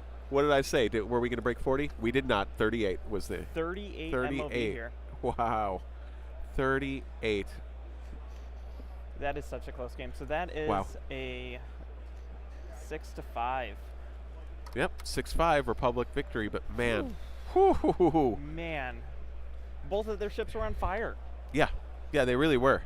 It was crazy. You know what, John, I'm going to swap out with Garrett so that he can give us the table table perspective and get us some more insight. But, man, we got a little distracted with those, like, bombshell announcements from Ken in the middle. But, well, John will update you right now after you give us the recap. Stuff. But, man, good stuff. I believe Ken's also on his way back, so as soon as he comes in, you guys can talk all about it. So welcome back, Garrett. Take a seat. Oh, thank you, thank you. Okay, so tell us. So we started getting distracted from big news. So Yeah. tell us about Well, folks, the game. you start to get distracted right at a critical point because, you know, Justin had an opportunity there to take that consular out, because if he had hit enough shots with the blue and that Riken, or his Kraken CR90 and then flew in those bombers, that consular would have been gone and made this even closer.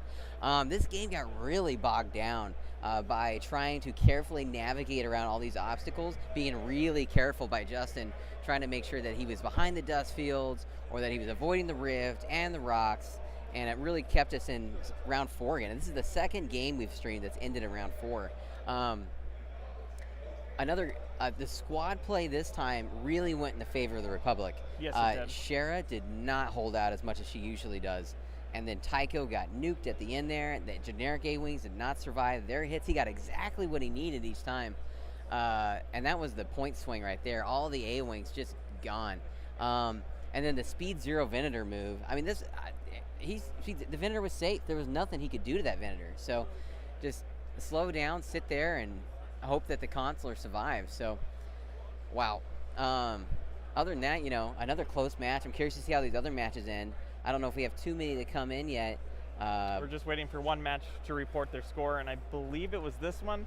So we're just waiting to see how the points and MOV and everything come across. Wow, it looks close so far. So, but yeah, folks, it was exciting. Another Republic victory, slim, but you know, It's so for the record close. books, yeah, Like small little bits of damage here and there, it all matters at the very end. absolutely. It's, you know, if this fleet had time to finish its games, it'd be interesting to see what the actual outcomes would be. But that, you know, that's why there's a time limit. You know, things can't last forever. Anything else, John? That's all I got. I'm excited about the game. Yeah. I'm also excited about new content being, in a way, announced for Armada, because it's clearly a game that we both love because we're here. And you'll probably love it too because you're here watching us. And Ken's on his way back, and he's going to give us the lowdown on everything. But it appears that we have confirmed that there's going to be a new season for Worlds for Star Wars Armada. It's starting on May 4th, and it will conclude right here again next year at AdeptiCon. Oh my gosh. Well, we can't wait to be back Worlds next year 2024. to see it. Wow. In addition to that, the invites will be given out through a local store tournament box that has new alt arts of a bunch of different cards. Amazing. Some of those cards are going to be like the Victory for the Republic and the Venator for the 2, because those are right now only print to play. So you can get some real cards in alt art format that you can use for yourself at home. Wow, that is exciting. I didn't know that, so that's I exciting know, right? to hear. Oh my gosh. Store tournament kits will have invites to Worlds as well. That's an amazing way to do this, to really reach out to people who have a hard time getting to these larger events they got to travel to. It's going to boost our player counts here to get even more people in on Worlds. This is crazy. It was also announced that the premium, like big stores, there will be a regional type kit. Yeah? That I don't know any more news. Hopefully Ken can bring us more news when he arrives, because he's actually there and listened to what was said. But there will be a premium invite included in regional style events. Oh man, I wonder what that's going to be. I don't know. Maybe they go back to what it used to be in the past, that you could get into an event and maybe get a buy. Oh, first round buy? Maybe. Or day I don't one know. buy? Day one buy? Is that something? Or it's the premium like what we have right now, which is like if you won major events, they were willing to fly and pay for hotels. Oh yeah. So who knows what those are? Especially we'll for find the out more Europeans, information. big benefit. That's exciting, folks. Listen, it's time for you to get out to your local stores and get the practice in. You got 1 year to get ready for this. So, oh man. I'm excited.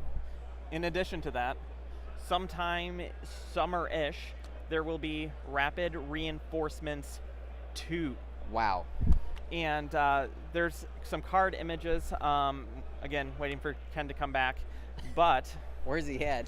I know, where's Ken? Start running. You should be running back here right now.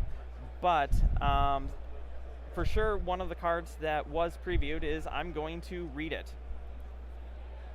as soon as I find where Ken put it, because everyone's commenting Oh my on it. gosh, let me see. Okay, so it's a new Governor Price officer card. As those of you know, Governor Price was errated out of the game along with Bale and Strategic Advisor, because they kind of broke the game during the 1.5 update. So they're bringing her back. She still costs 7 points. She's still for the Imperial, still an officer, and it reads, once per activation while performing an attack against an enemy ship, you may spend 1 shield from the attacking hull zone to change 1 dice face to any results. This is going to be a crazy competitive card. 7 points. Is that correct? Wow. The possibilities of where you put her, like, that's instant dice correction. Bring whatever. For anything. Whatever special crit you want. Let's go. She would be good on, let's see, an Onager, on a Star Destroyer, on a Super Star Destroyer, on an Architon, on a Gladiator, even Interdictors. Oh my gosh. Or even a Raider. Is there really a bad ship? Gazanti. There is really no bad ship in Quasar. Well, I don't know. For Those clutch this moments, but yeah, you're right. No, that's amazing. Like, to get the most bang for your buck with her. Wow. That's gonna really shake the meta up.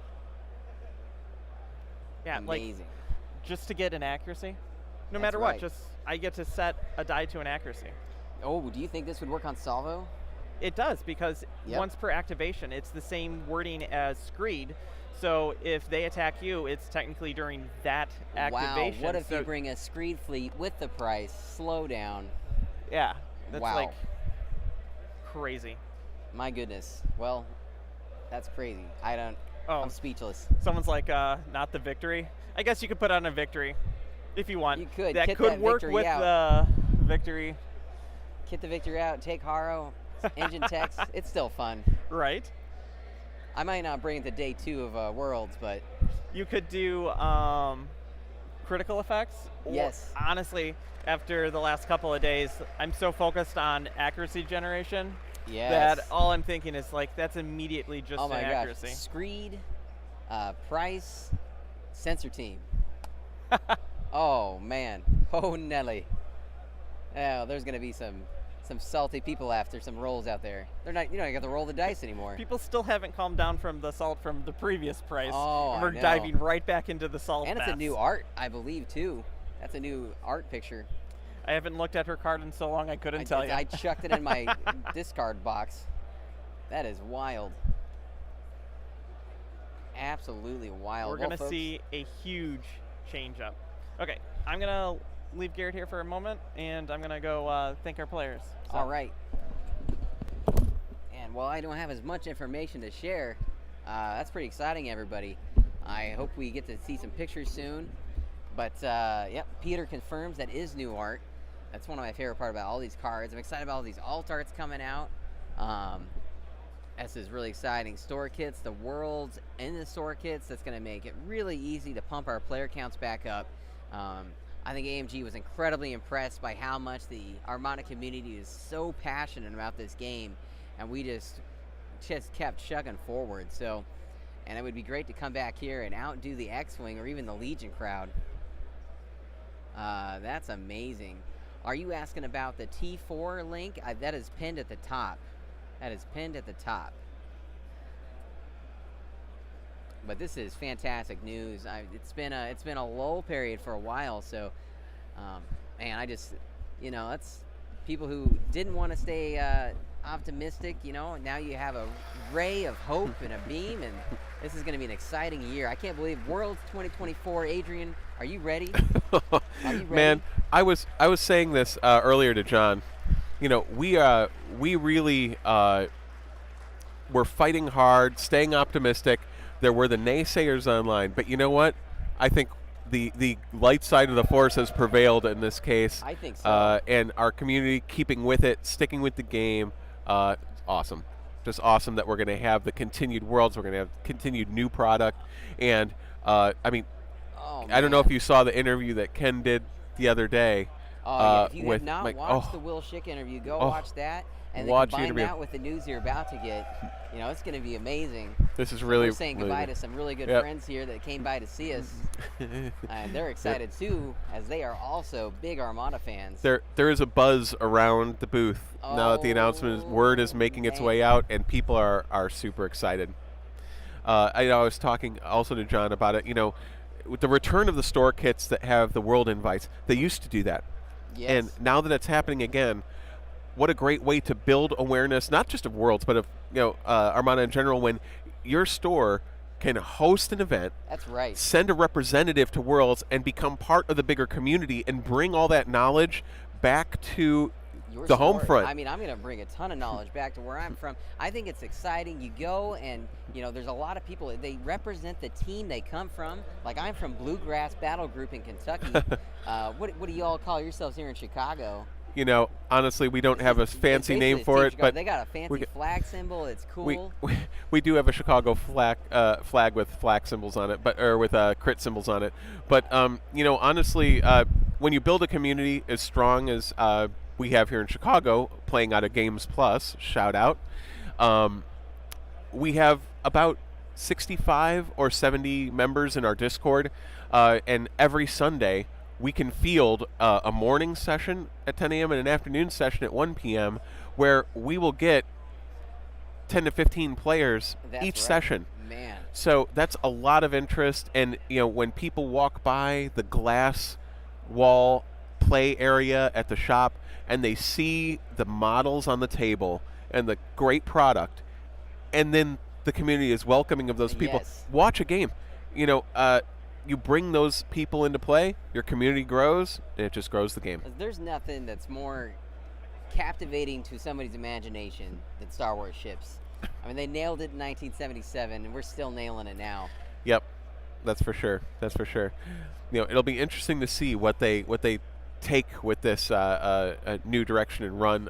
It's very, very encouraging. So great. That's right. Wow. How exciting. Man. I don't know. I'm looking forward to this next match. The scuttlebutt that I was hearing out and about is that we had some very close matches again. The second round. That's right. Honestly, I think it's anybody's game still.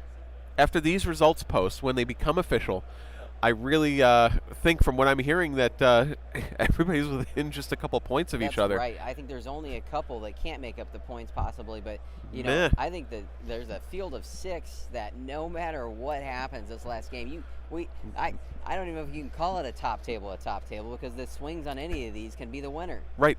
Yeah, they're all the top pretty much. We will be streaming the top table though for sure, as that will be the most exciting game because they're going to be playing for keeps. For all the marbles. The knives and switchblades are going to come out.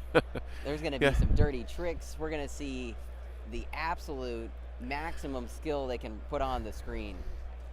Well, wow. Yep.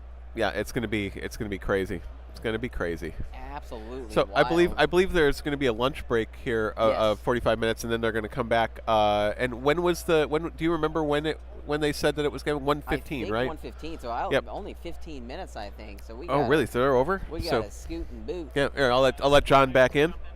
You got it. Welcome back, John. I am very much excited. I'm trying to get in hold of Ken. He's probably talking with people. He's probably bogged down by the roaring crowds. Right. Okay, so what we're going to do right now is we're going to break to a quick intermission, and then as soon as Ken gets back, basically we're going to jump back into this. So for myself, John, Garrett, Adrian in the back, and Ken, we want to thank you for turning into that last game, and we hope that you stay with us for the conclusion of this Star Wars Armada World Championship at Adepticon 2023. We have one round to go. We will be streaming the top table. So that will be coming back shortly, and as soon as Ken gets back, we're probably going to come back live. So stay tuned. Don't go anywhere, and talk to us in chat. We'll be around getting everything set up for the last round. I'd say you got 15 minutes. Probably. About 15 so minutes. Don't leave.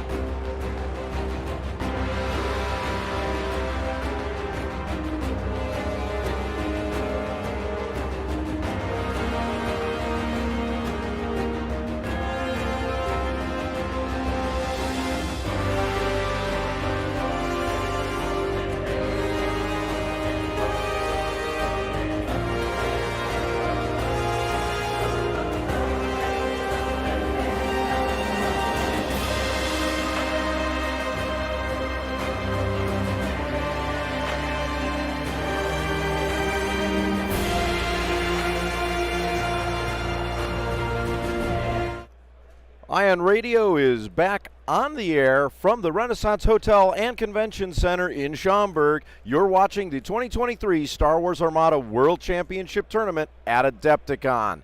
Hello, everyone, along with my co-hosts Garrett Vance, John Thomson on chat, and Adrian Valerie courtside.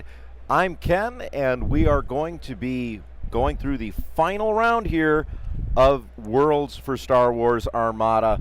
Garrett, I'm excited. This is it, Kent. Listen, this is peak Armada. We just came out of massive news drop from AMG, and we're going into the final round to decide this year's world champion, who will only hold the title until next year.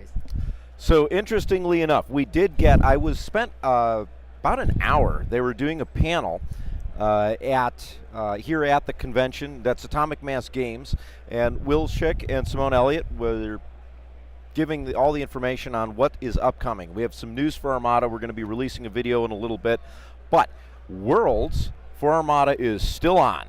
That's right. Worlds, the season will begin on May the 4th, and I think that is being done very intentionally. Oh, you think? And it will end at AdeptiCon 2024. So there will be another Worlds Championship for Armada starting next year. We will have store kits. We're going to have regional kits. The regional kits are going to have some premium invites. Ooh. So hopefully we can give you some more information on that as we move through. But I think for the moment, because we have a game getting started here on the table, Garrett, let's go through the fleets. What do you think? Absolutely. Which So one should we start with? We've got we got Jason coming back from round one. He is bringing back his double onagers here at top table, and he, of course, had his 2 test beds, one Ramadi, one with the Cataclysm, and we're pretty familiar with this list. But let's go back over James. Of course, Malador888 on Discord. He's from the UK, so this is United States versus UK rematch, 1783 here. And he qualified again at the London qualifier. He's been playing his fleet for 2 years, and it's another Imperial fleet. We've got Ramadi on Ramadi. He's got an onager test bed with Admiral Titus, Ramadi, Vet Gunners, his own Gunnery Chief Vernelian, medical team, and the Red Beam OBPCs. He's got an interdictor instead of another onager, Captain Nita for that evade token, the auxiliary shields teams to boost those shields, disposable capacitors. He's got these tricky G7X Gravell projectors and Gravshift reroutes and Pittix. He's got his own Vader Gazanti to choke his own officers out, and a naked Gazanti pit his squadrons. Instead of a regular Lamba, he's got Merrick Steele, Colonel Jindin, Tempest Squadron, and Sienna Ree. And I think maybe one more squadron. That's right, and Valen Rudor, and then a regular TIE Interceptor squadron. So we've got a really good matchup here. It's going to be really fascinating how the dice pools turn out. Right now, it looks like we are trying to figure out the objective. I believe that James is going to be the first player and second player, and Jason is figuring out which objective he wants to play. So Jason's first player, James is second player.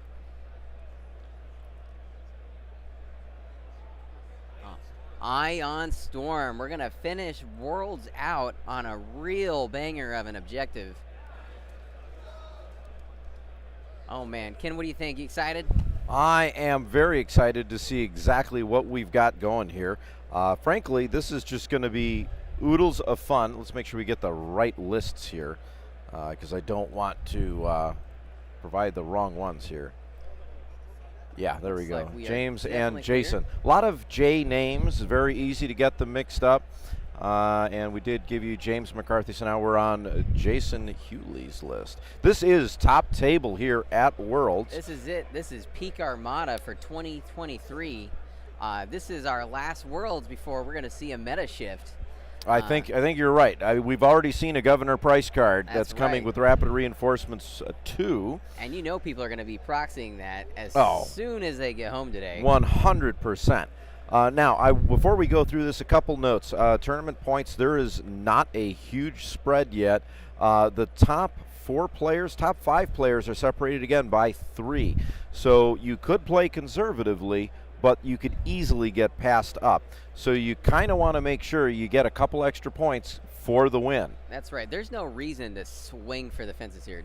I'm sorry. There's no reason not to swing. Right. I mean, you want to go for as big as win as possible to make sure you're not surpassed.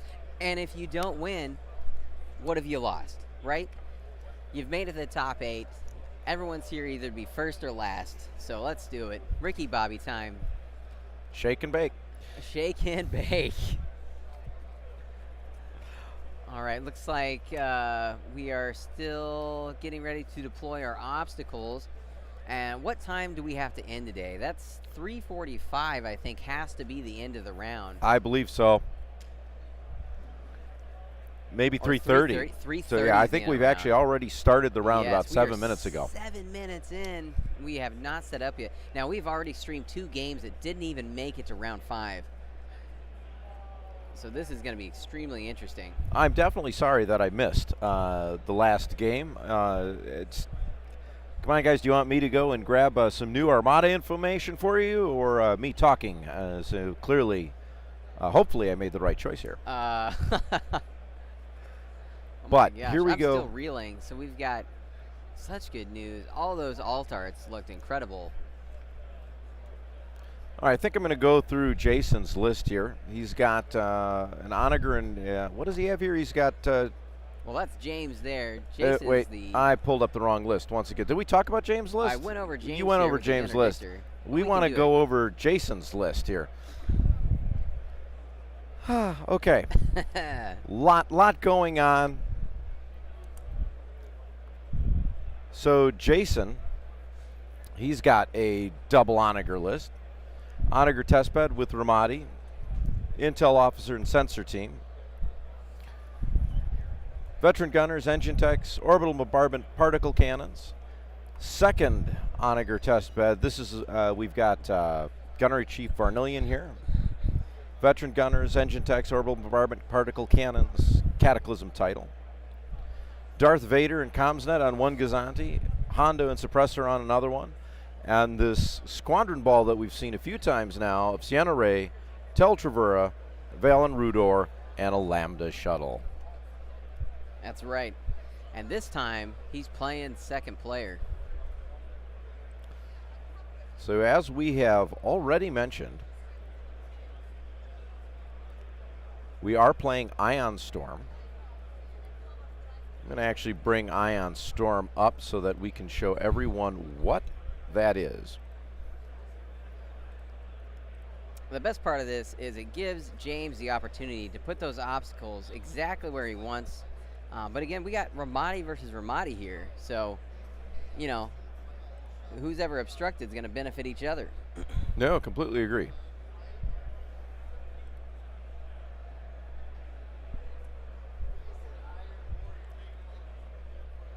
And James is quickly moving through these obstacles to get them set up.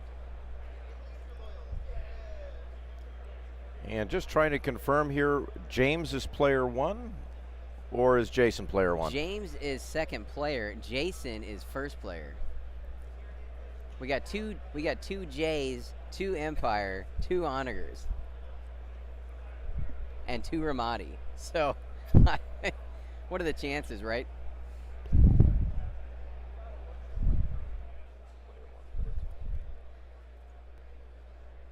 We are interdictor grav shift token has been put out.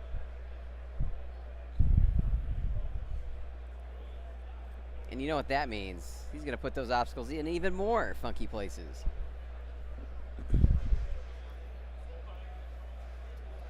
So far, every Cataclysm shot that Jason has put on screen has been an absolute hit. It really has been. Yeah. Can he go 5 for 5? I feel like I think this is the 5th time he's been on stream. Might be able to do so. This is actually, I think this is Jason's. It's 4th or 5th. It's been a few times. times. 4th time that he's been on. I mean, let's be honest though. We're trying to do a lot of top tables or close to the top tables. That's right. Today we've intentionally shown you guys a few different ones. Yep, we wanted to get Justin and Nicholas on stream.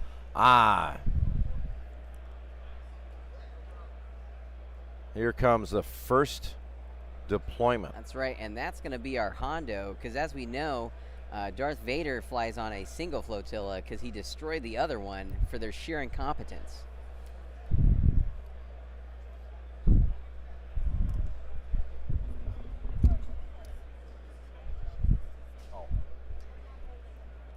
And we've become really familiar with Jason's fleet.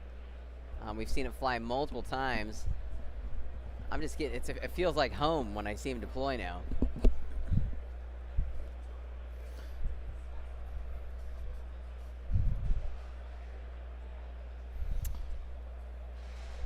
We've got fan clubs for both sides here in the chat. Yes.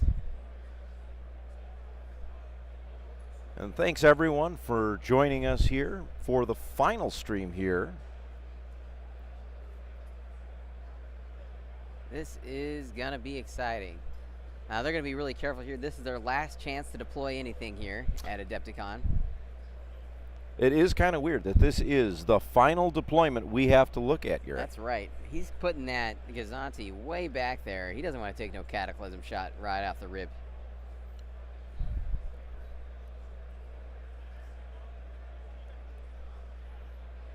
But we have equal activations, 4 ships on each side, and just about equal squadrons. James does have 2 more. And I would argue a much more powerful squad ball, but he does not have Tell. And Tell can be a real nuisance. No, most definitely. All right, we're putting out a couple squadrons here. Looks to be the Lamba and probably Sienna Ree.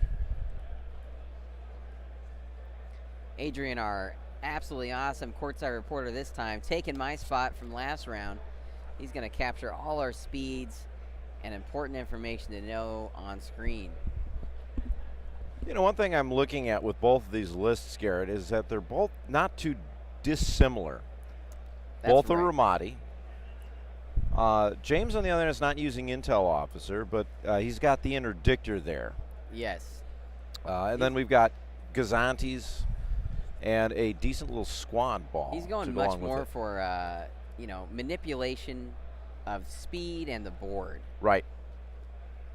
And Jason goes for positioning and making sure he can land his shots and get the damage through. So 2 different play styles of how to use Ramadi and the Onager here. We're going to find out, you know, which one's the best in this meta. And that's really fun to say that the meta is changing. The meta is changing. The meta is different. We didn't really see any Farm Hawks. I think there may have been 1 or 2 at the beginning of the tournament, and it's been dominated to an extent by Onagers, but not completely. These are all so still, they're close. That's right. Rebel MSU, and then, of course, that Republic fleet that made it. But again, like I tried to say earlier, you know, the top 8, yes, they are the top 8, but I'd argue, you know, if your fleet was present, especially day 2, that is a top-tier competitive world champion fleet. No, that I'm going to 100% agree with.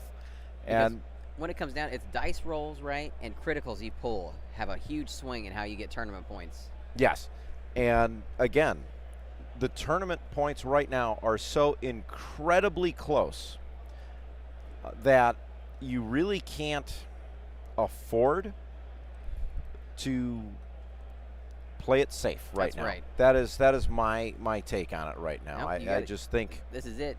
Swing, swing, swing, swing. No, 100%. None of this skirting the board trying to save points. You got to go for it. Right. This matchup, Evan, here, this is Donager by Jason versus an Onager with an interdictor by James. Jason is from Texas, and James is from the UK. So we got United States versus United Kingdom here.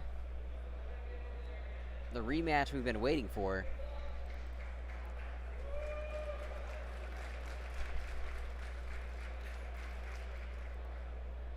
And we're still getting deployed here. He's getting his ship set up.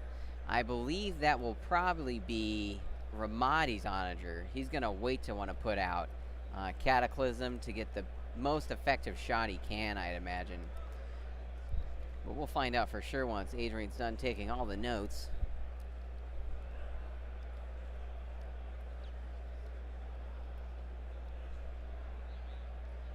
Fun fact from Evan there, Legion's game is also US versus UK right now. Very interesting. This is the final round, that is correct. We will end today at 3:30, and a champion will be crowned. Not that far away, only about 2 hours. I know, they need to get rolling some dice, tell you what.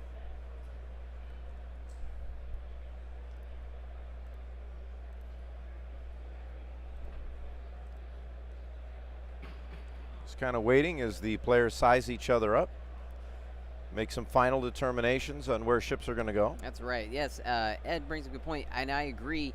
I would say the top 3 tables, whoever has the biggest swing in MOV will be the victor. Which again really puts it down to where all of our competitors are going to be looking to do the best that they can. That's right.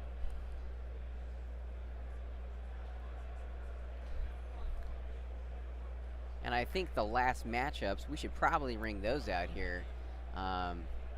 We've got James and Jason, Empire versus Empire.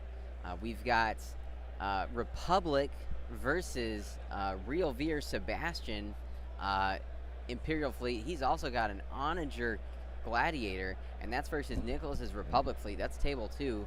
And then we have Daniel Black Admiral versus Justin, who is just on stream, and that's CR90 Swarm Riken versus CR90 Swarm Kraken.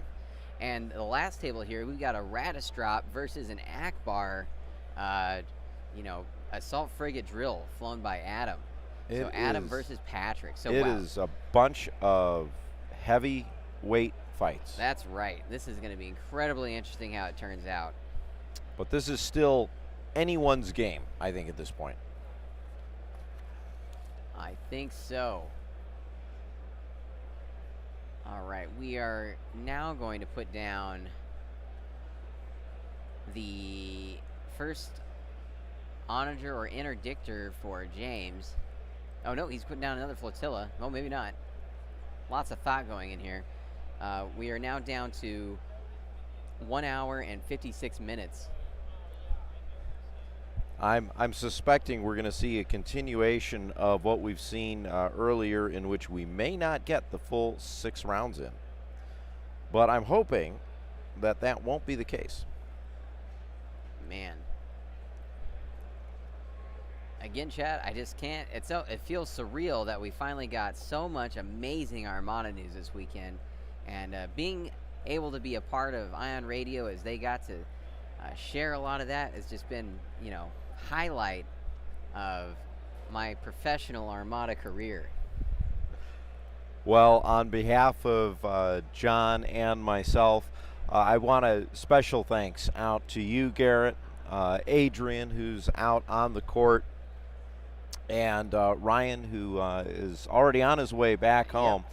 But special thanks to the 3 of you guys for helping out in a very big way, which allows John and I to really make this stream as big and significant as it has been. We could not have actually pulled off this entire event without the 3 of you, and it means so much that you guys were willing to become part of this event.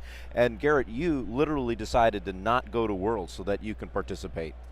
That's right. I was going to do that last chance qualifier, but it was not anywhere as enticing as getting to stream and participate and help Ion Radio pull this off. So not enough words can be said, and with as bright as the future here is for Ion Radio, it's a thrill to be a part of it.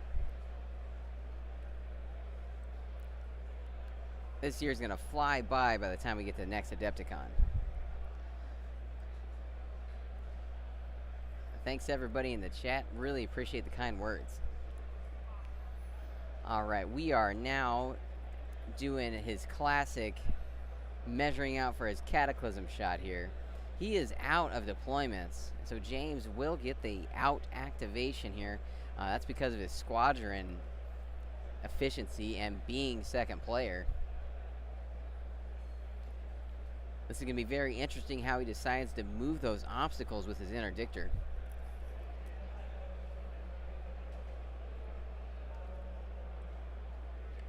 And I'm so glad to see you have decided to get into the game. That's amazing.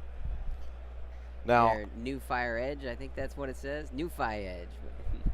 I suspect there are quite a few people that have gotten into the game because of these streams, or that have decided to actually push themselves all the way. I think so as well. The opportunities here to learn and see how exciting this game can be and how tactical and strategic. This is crazy. Paul brings up he did get to play Jason a few weeks in San Antonio, and it's right, he is a tough opponent, and that's why he is at the top table here at Worlds. Absolutely fantastic player, makes the right calls, and rolls some hot dice.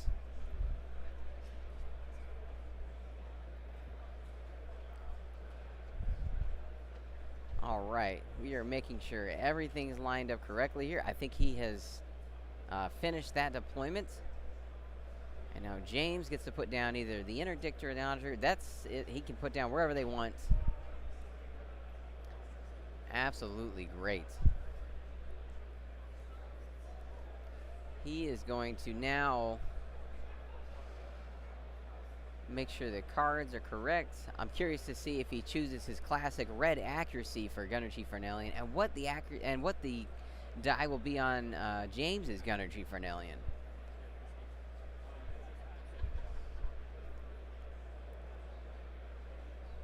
Very exciting. Let's take another angle here about what's going on. You can see everyone's getting their cards in a row. We don't want any distractions or cards not in the right eye view. You don't want to miss any triggers in this game.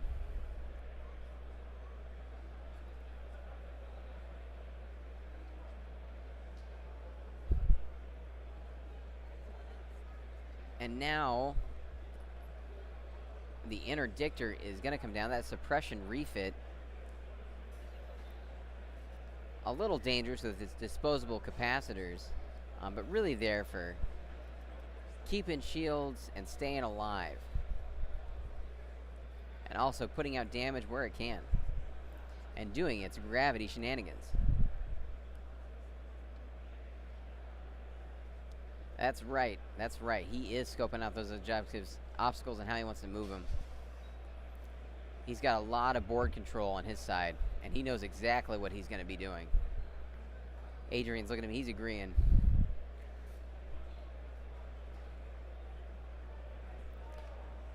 I like that pincer crossways Gazanti setup he's got there. One's naked just for the activations, and one's got Darth Vader Comsnet. Alright, we're putting his onager on the far left of his deployment. And that's next to, across from Cataclysm. So Ramadi's going to have to break hard right to get over into the battle. Of course, with an onager, you can take a very long shot. So it's not as big of a deal. And I'm sure the goal here is going to be to sink that onager, as that interdictor is going to be a tough nut to crack.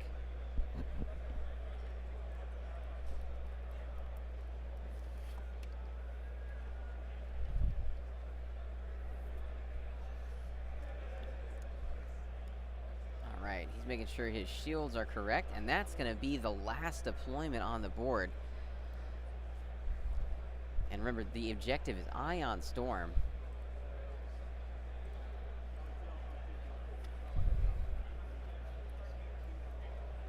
And now,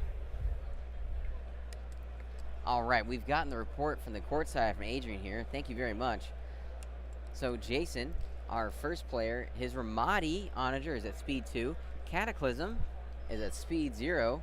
And because he is first player, Gunnery Chief Fernelian is a blank red die. And both his Gazantis, Vader and Hondo, are at 2. James, our second player, his Ramadi onager is at speed 2, interdictor's at 2, both his little Gazantis are at 1.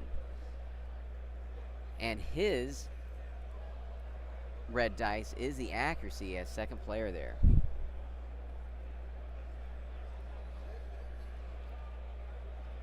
Here we go. All right, he is now moving the obstacles with that interdictor ability.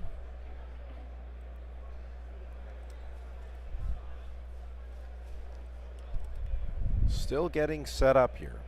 Yeah, I do think he is going to shift and get complete angle on that onager.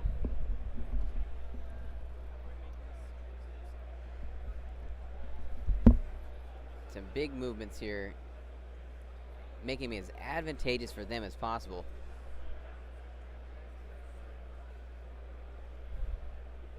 Yep, I agree.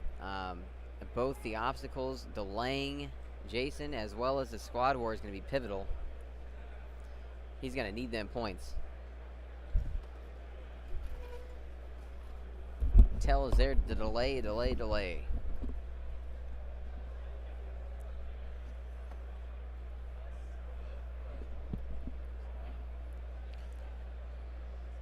We're making sure which one is which here.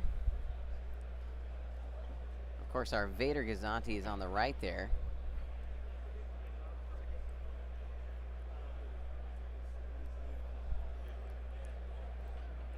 Probably note that Jason is in the bottom of the screen, James up on top. That is correct.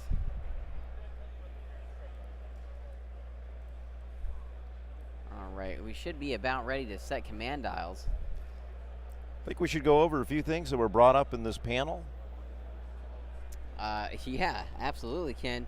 I'm going to switch over to Ken here. So, during the panel, they went through, they being Atomic Mass Games, went through a slew of their different products. And I know everyone on listening in and watching here on YouTube is predominantly going to be interested in Star Wars Armada. Oh, yeah. So let's specifically hold that. So Atomic Mass Games is returning to AdeptiCon next year. And World's Championships will happen for Star Wars Armada here at AdeptiCon.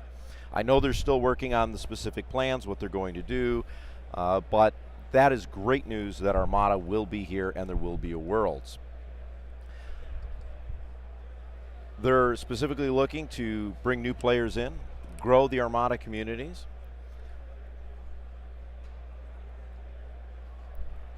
And they're going to continue to support store championships. There's a new store championship kit that's going to be coming out.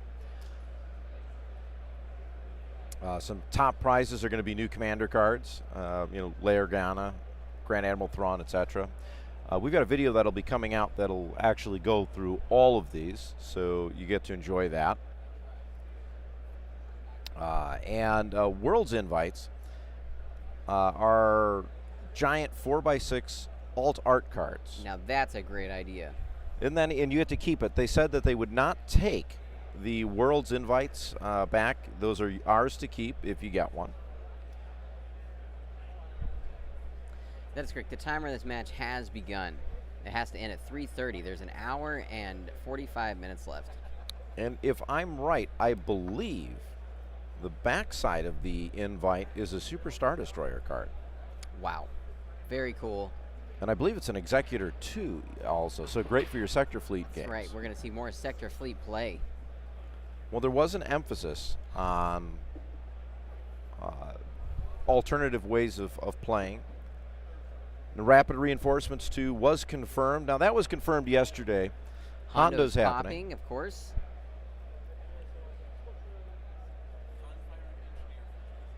Confire and Engineer for Jason's onagers.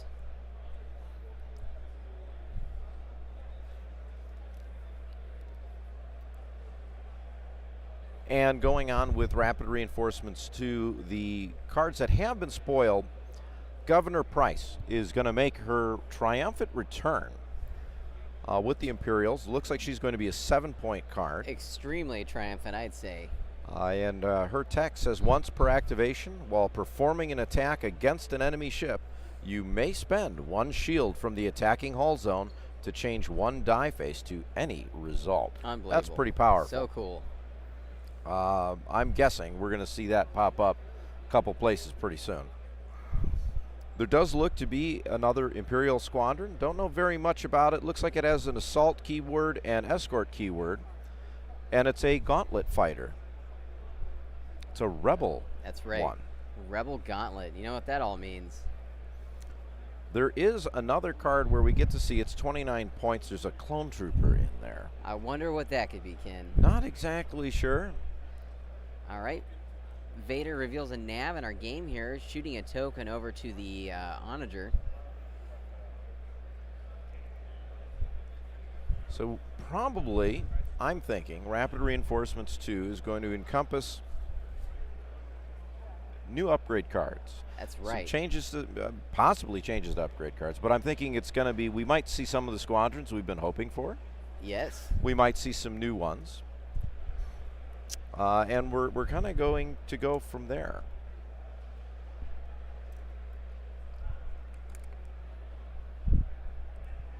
But fun times ahead for Star Wars Armada. That's right. We don't want to spoil everything. This is the top table. Gazanti Squadron taking a token for James, preparing for his squadron commands later.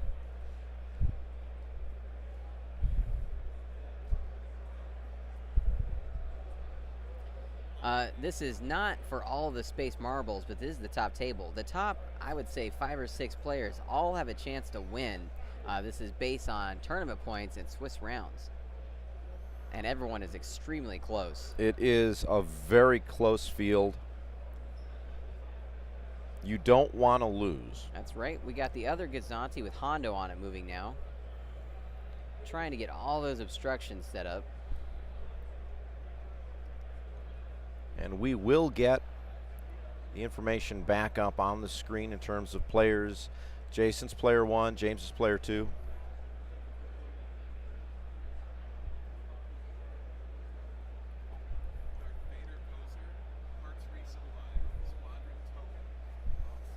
All right, we got James's Vader Gazanti is shifting a token onto itself, squadron token.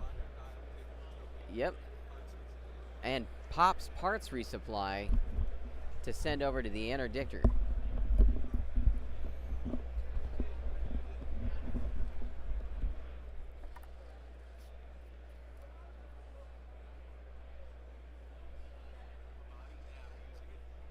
Ramadi navigates, and he's going to use that dial. That is correct. The red and green sticks are the range rulers. So if you're a new player watching here, the way the ships move is you use a maneuver tool that has different clicks that are determined on the ship's card. And every speed you're going has different clicks that the ship can take. The sticks are one side range and the other side speed. So that you can see how far a distance is clarified on a card, or how fast a squadron can go by their speed count. And then the other side has a close, medium, and range. So full length, 12 inches, is a long range, and medium is in the middle, and close is a shorter side on that range ruler. And that's how you determine which dice get rolled.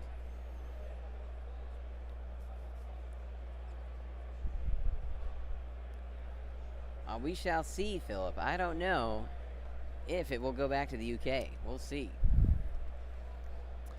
I'll try to be as impartial as possible. Throwing this out once again here, as we are in our final game, just a quick shout out to all of our wives and our families for giving all of us here in the booth an opportunity to come out here for 4 days, creating roughly 40 hours of content for you guys at home to watch. And it means a lot to myself and everyone else here. That was a speed 3 movement. I know my wife is looking forward to me getting home either late tonight or early tomorrow morning. Well, I will be home a little bit later today, but then I have a slightly shorter drive than you do, Garrett. I gotta go all the way back to the bluegrass. All right, and as you saw, that was a speed 3 maneuver with an engine text. Ion Storm token being put on that Hondo Gazanti.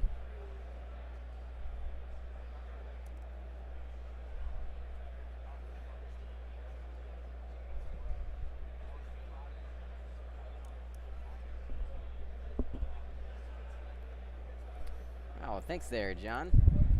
I want to say you're Australian, Jonathan Ford. I'll refer it back. Let's see here. Eat all. Thanks, Social General Rob. Always appreciate the kind words. Let's see here. We've got the next measurement here based off. He's looking at where that ignition token is going to be after he moves. It's always smart before you move a ship. If you want to land a certain place, measure from where you are at and then put the maneuver tool down. Interdictor is going to reveal an engineering dial, and he's going to use his auxiliary shields teams to boost his shields on. He's going to use his auxiliary shields team to increase his shields on his left and right hull zones by 1 with that dial. All right. He's taking his measurement. It looks like it's going to be medium to that token.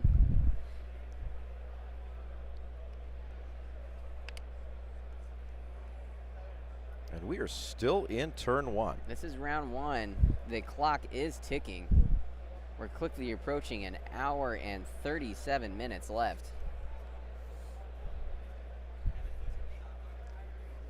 All right, Cataclysm shot is now being rolled on the front of that interdictor. There's an accuracy. You got 2 hits, one of those being a crit. It's a good way to start.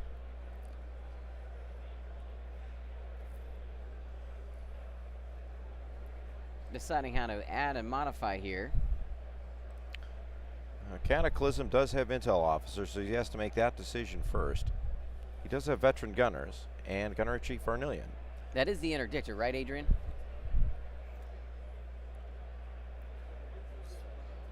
He's swapping out right. a.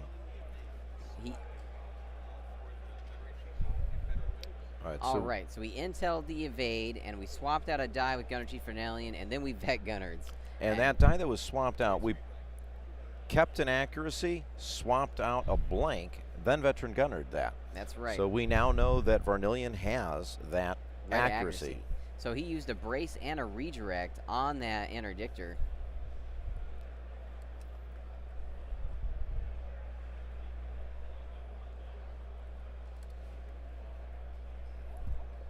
Making our decision here on. He did intel officer. I believe it was intel the redirect. The evade. The Captain evade. Nita's The evade. That's right, because on the interdictor, Captain Nita is on board. That's correct. Just fearing for his life as his usefulness has ran out, and Vader is right there. It has. And we have seen Vader choke a couple officers out. All right, I'm actually kind of hoping we see the Vader choke an officer out one more time, because Adrian has a little too much fun signaling that's what happens. I think so. I think we're going to have, as he shows his force chokehold, I think we're going to see a lot of Vader choke rerolls here. We're going to go for maximum damage at all times. We need a huge win here for one of these players to make sure they get that World Championship trophy. No, I 100% agree here.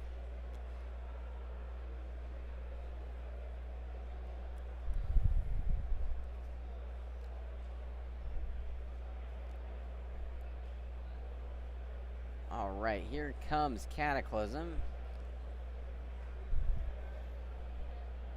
And for new players wondering, the maneuver tools that come in the core set can be built into the 4-speed version. But you can get additional core sets or Clone Wars starter sets or even a Star Wars Armada maneuver tool expansion by itself and create speed 1, 2, and 3 links that make playing the game, in my opinion, a lot easier. Daniel brings up a good point here in chat, and I was kind of already talking a little bit about that. We've got an accuracy now with Varnillion. Yes, we've seen Jason once or twice pull a double accuracy because of Varnillion. That's right. He's being really careful here. Again, it's hard not to watch the clock here. We're at an hour and 34 minutes. still By in our round estimation, one. anyways. That's true. Got a group gathering around. A lot Couple of people sitting down in the stands on the opposite side of the table. That's right. There's a ton of buzz. Everyone's talking about the new reveals, the news. Almost about 15, 20 people hanging around this table. That's right. But this is top table action here for Star Wars Armada. Flipping their lawn chairs out. Here we go.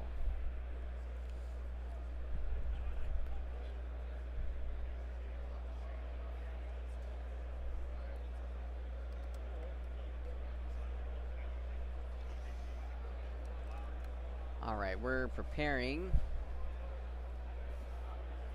to see who activates next. I agree, that was an aggressive turn, but again, top table, we're going for broke here.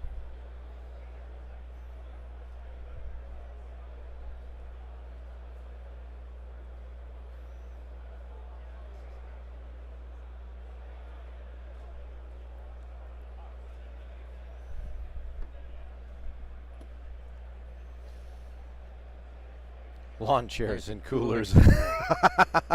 Almost. Minus the cooler. We do got the beer cart around here.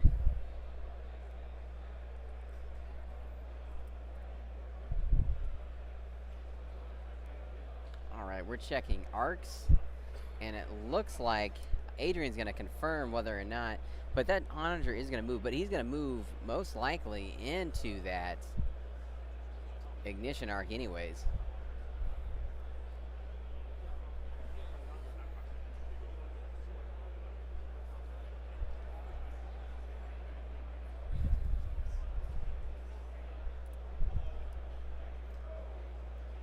We are making sure that, yep, I'm trying to make sure the token is an arc, being extremely intentional.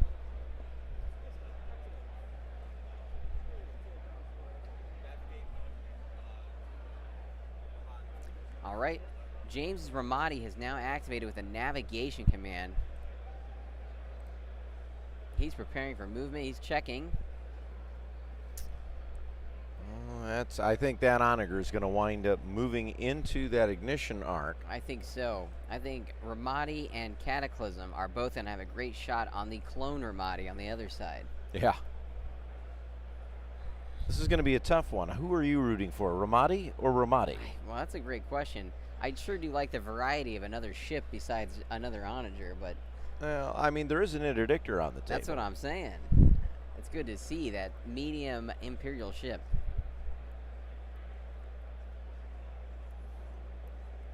I appreciate the kind words there, Scott. We try and do our best to make sure everybody has an accessible time on the stream.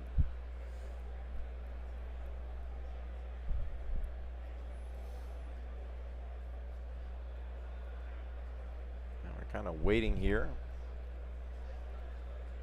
James making careful swing views. hard in this debris field.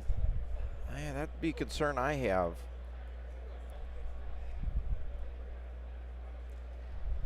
Pulling out almost every single maneuver tool to make sure that we're going to optimize exactly the move that he wants. That is the advantage of the nav command, because he also has a nav token. Right. And of course, if you have a nav command and a nav token, you can increase or decrease your speed by 2.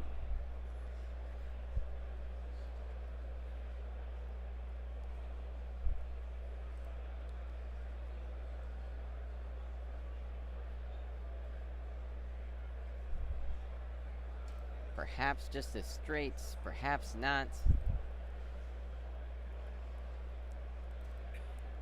Because that is going to be a close range onager shot.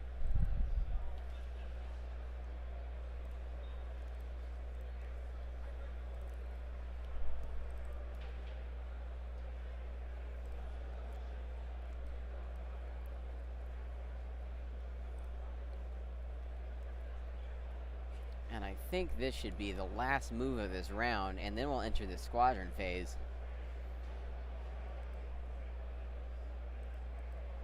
Where Jason's going to do his best to make sure his onager's flank is secured and not bombed.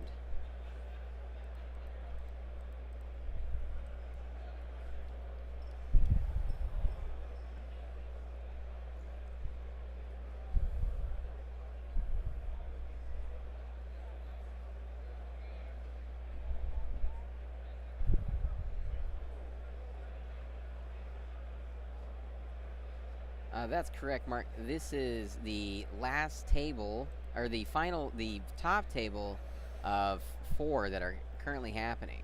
This is a Swiss round event, and the winner is based on tournament points. And both onagers still at onagers at extreme range. Yep. All right, he's going to put his token out now. That's correct. This table won't necessarily decide the winner.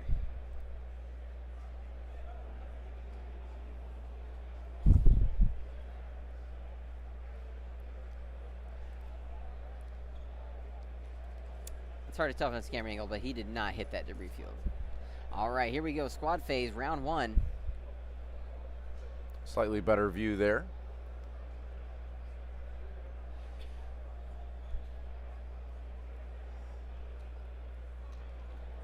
Most interesting fleet build we've seen this tournament. That's a good question. I'm gonna say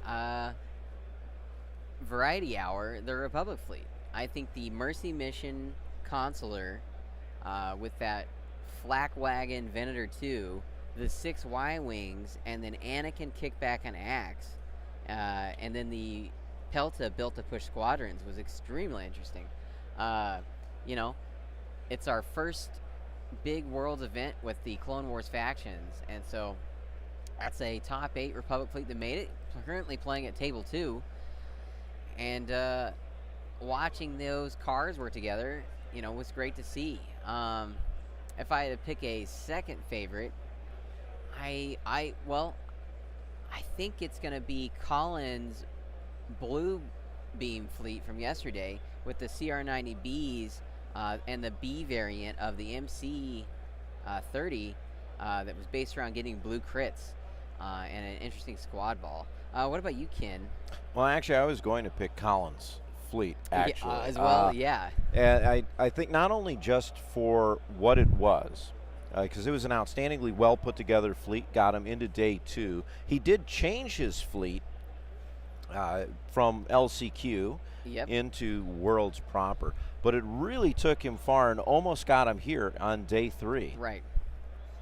And this is nothing against anybody else's fleet, of course, you know, but I know what an Onager build is supposed to look like. I have seen CR90 swarm lists before, and I've seen Akbar assault frigate builds, so, and those common, you know, squadron builds, so, you know, and those are all good fleets, and of course the Radis fleet's also great, but I just, you know, the blue variant CR90B and MC30s was cool, and the Gar fleet was cool.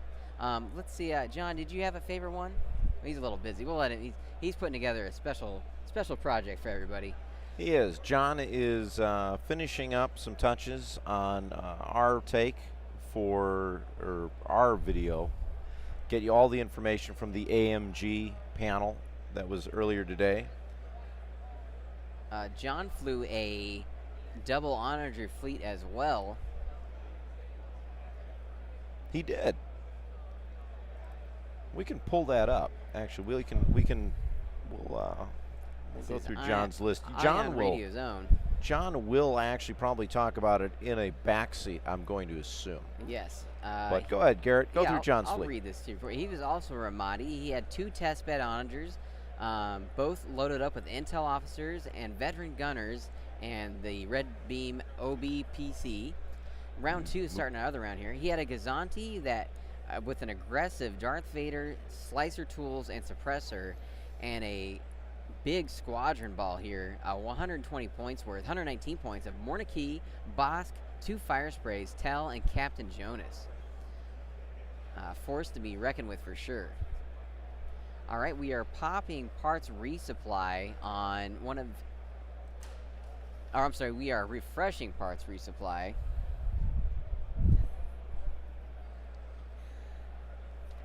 In the status phase here.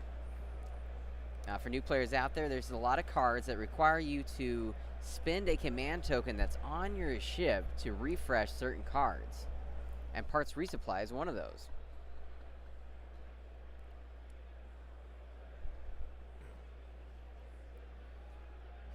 What would I have brought? That's a good question. I think I probably would have looked at one of 2 or 3 different types of fleets. I would have either brought, I'm working on a Luminara fleet. Yes. And I could have brought that. I think that's probably my most aggressive and likely to win fleet. I have I always have my Kraken fleet. But, that has kind of proven itself that in the existing meta is not as good. If I'm not facing onagers, although I would today, right? You sure would. I would actually do remarkably well against dual onager fleets. But, there's also the idea of a double victory ISD Grand Moff Tarkin fleet, which I just personally am a fan of. All right, and now you can build that and add price in there. You know what? I just might. I have some ideas already. That just took that from good to great. But we're gonna claim Grand Moff Tarkin and price combinations here. But now I want to make a sector fleet with Tarkin and Price and Thrawn. All right, Ramadi is going to do a navigate here and take their ignition shot. And yes, that is correct. I do think Price will make Black Dice Crypt fleets even better. Yes. Get Demolisher on there. Oh, man. Yeah. I am just thrilled to see what else is coming out because I know Price is only the beginning. Oh, my goodness. New officers, squads, and who knows? And, this is supposition here. But I almost feel, here comes the onager shot. All right, we are shooting at onager to onager here. This is Ramadi's onager. Here we go. There's a double. double. And are we going to intel something is going to be the question.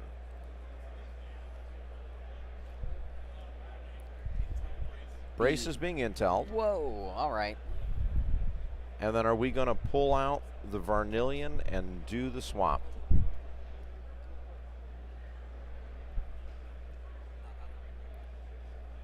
Blocking the redirect. Very well done.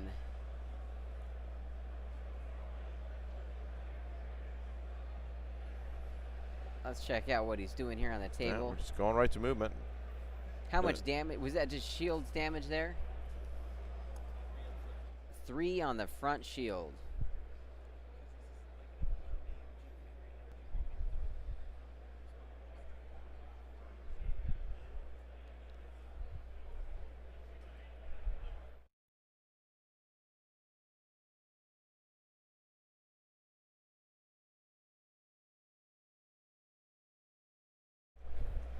All right, we are getting ready to put our Ramadi down here and make sure that we land exactly where we want to be. He's going to make sure he can double tap this onager as many rounds as he can. Well, this is going to be key to a larger victory. The Ramadi onager is 135 points. And that puts you into 7-4 territory if nothing else is scored. I mean, these players need 8 or 9s to safely put themselves in the championship seat. I'm going to agree with that. I don't think a 6 is going to do it. Oh, I think you really absolutely need an not. 8 or 9 because you want to really make sure that you are above everyone else. That's right. So I think without, I think you need an 8 or 9 win here to kind of solidify first place. A 6 or a 7, and you're going to be hoping that your next group gets a 6 or a 7. Now, interestingly, I think one of these fleets in this position would have benefited from having Raquel on their onager to sit back. I'm inclined to agree. All right, and remember, so far the only ship with a objective from Ion Storm token, it looks like the 2 Gazantes, 1 on each side. And we'll see if that comes into effect, because that's another 15 points per objective token.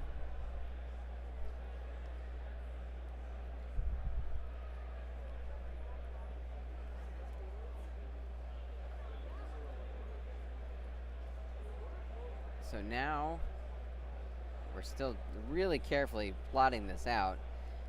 The timer is still ticking away here. This is the final game of Worlds. Final game, first activation of round 2. There are 3 other tables currently running. We'll give you updates as those finish.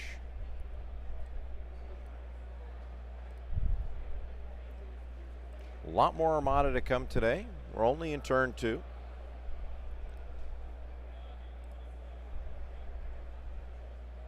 No one's finished their game yet. Not that I'm expecting them to. That's right.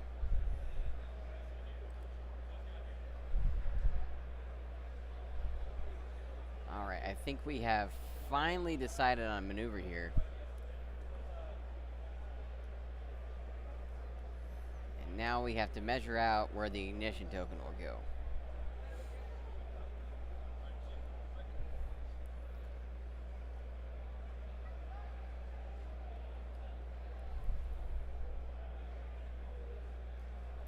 There goes that ignition token The off the non-Ramadi onager.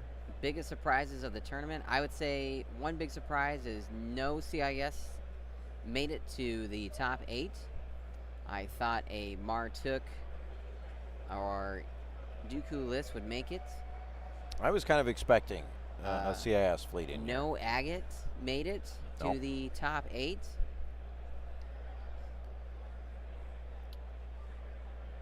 You know what? That is a big surprise of the tournament. The AMG announcements That's that we true. had. That's true. As far Will as Schick coming into the booth for a bit. S-tier announcements. Yes.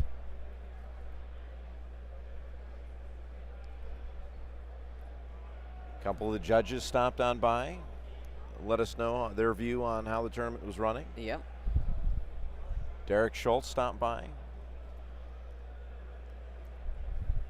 A lot of special guests over our 4-day run. That's right.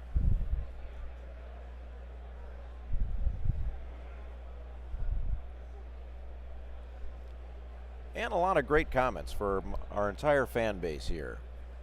Yep, everyone was extremely impressed, the whole Armada community here. Day 3 is only 3 games.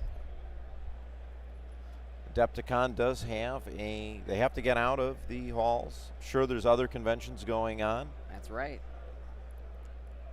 Time marches on, but now we know we'll be here next year. Well, we'll be here next year. Thank you, Kyle. Thank you so much. We are hoping we can do this again at next Worlds. Wouldn't that be great? I think it would be great. We'll have a couple more upgrades, I think. Oh my gosh, who knows how much we'll have by then.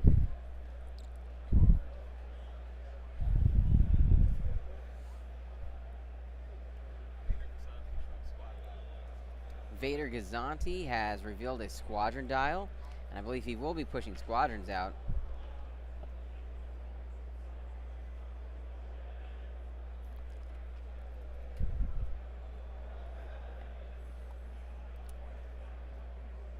Be great to see the support.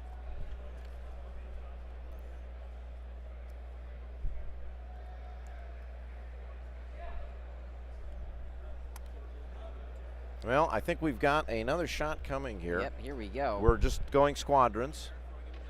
Generic going after the all right, here Lambda. we go. 3 hits. 3 hits with an accuracy.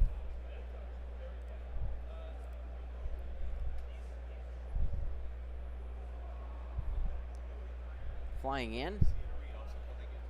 Sienna coming at Sienna that Ree. Lambda. Lambda's going to take another hit.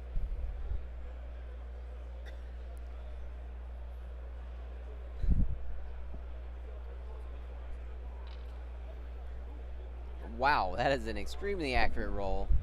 Nothing. That was 3 accuracies and a crit. Let me zoom in there for you.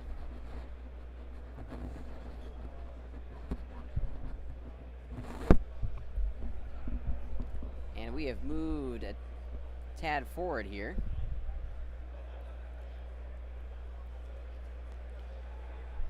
All right, now we're going to see, I'm sure, the other onager. Vader. All right, looks like Vader activated engineering. He shot his token over to the Cataclysm Onager on the right there. He knows he's going to need those engineering points. A lot going on here. All right, this is starting to heat up here. I think by round 3, we're going to know if one of these Onagers is going to be alive or not. It's going to be something. We don't really have any damage, I think, on any of our ships yet, at least in terms of the hull damage. Hull damage. I think we took 3 shield damage on the front of the James's Onager. But I have my suspicions that when we start looking into the next turn, we are going to start seeing bucketfuls of dice getting rolled. Yes, the interdictor does have disposable capacitors.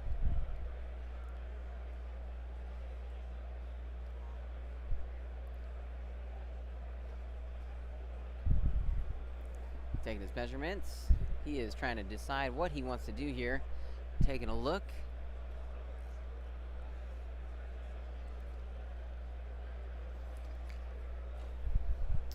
Now we're going to get some sightline measurings here, just making sure that everyone knows what they can and cannot do here.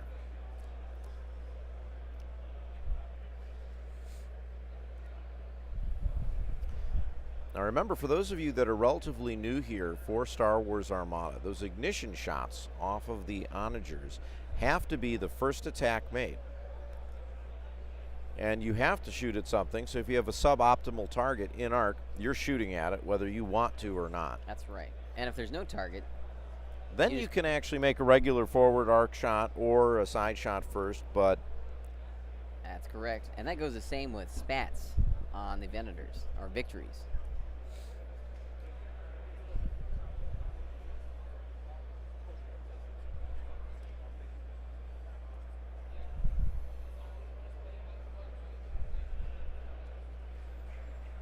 A slightly different angle here. Well, maybe not. We're moving squadrons. All right, James is moving his more squadrons here. That looks like Colonel Jendon. Yep, here we go. He's going to tap.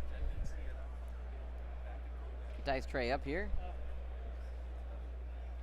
And 3 hits. Wow, that Lamba's gone. Not as important in this battle, though, as it was during Planetary Ion Cannon. Agreed. Talking about the opportunity cost with Planetary Ion Cannon, being able to move those tokens, the objective tokens.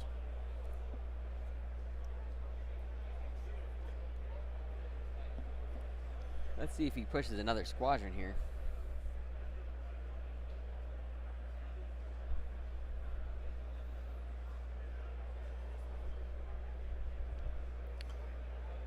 Okay, here we go.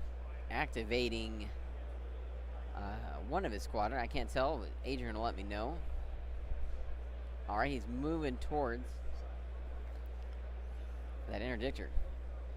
So going off the chat here, Lords of the Garage. Yes, Rapid Reinforcements 2 was confirmed on our channel by Will Schick when he visited after round 2. We had a good visit with Will. Talked about the creative process behind developing different products. A little bit about Rapid Reinforcements 2. Kind of, if you start reading between the lines, you could see what he was talking about with what has been spoiled so far with Rapid Reinforcements 2. That happened today earlier at Atomic Masses Games update panel. That's right. Lots of exciting stuff. And Ion Radio will have a special presentation put together for y'all very soon. That is being rendered now. John is in the editing booth.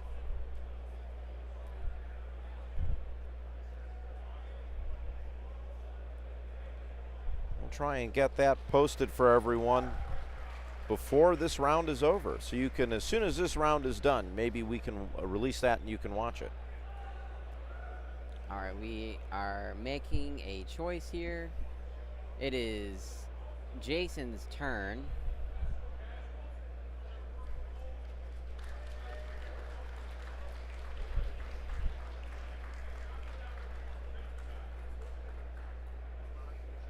Ramadi is going to do a navigate. This is on Ramadi- Jason's fleet. Yep, Ramadi's on the left there.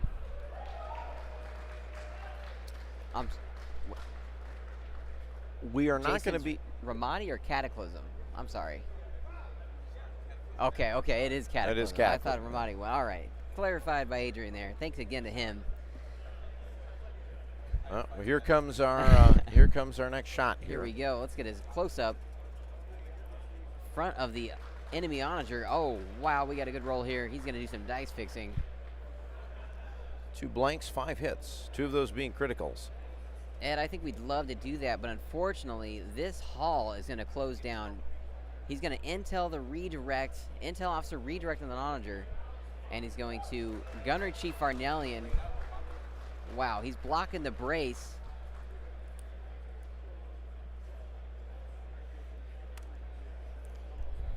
What I will tell, because this came up in chat, He's blowing the redirect. we are not able to bring you live the award ceremony. We are going to try and film it, though, and release that later.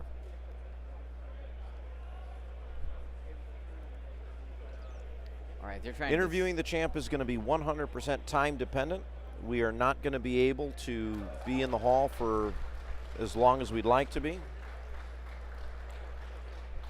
So that is something that we would like to do. We will find out if we can as we get closer to that time.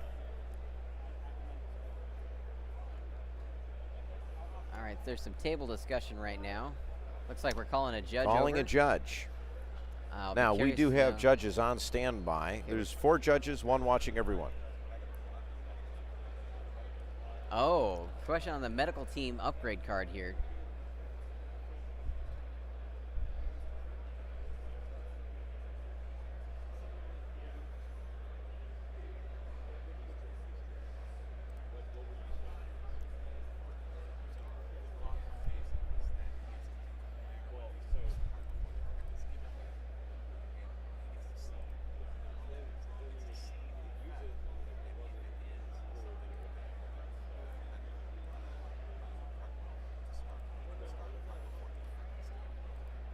Okay, so the question was about when you can use medical team, and the ruling is that you are allowed to see what the face-up critical would be before you discard medical team to get rid of it.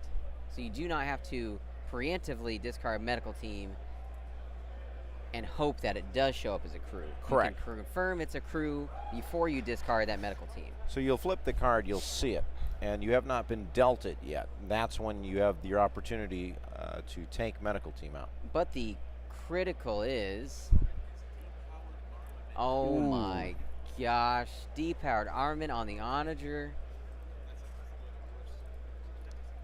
But that does not count on extreme range. No, so That no is attacks only- at long. But we That's can go right. extreme. That is That's correct. right. So as long as we maintain, we should be okay.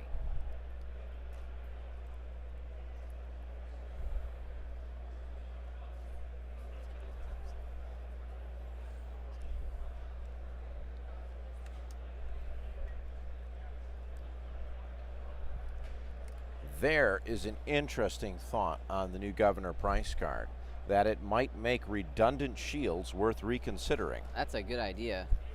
That's a lot of points, though, for one extra, die flip. That's true.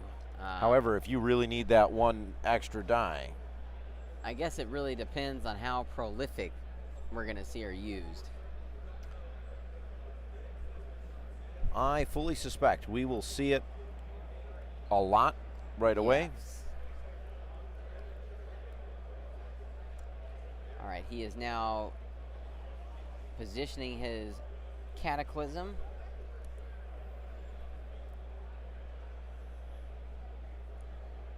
And we are approaching the 1 hour mark.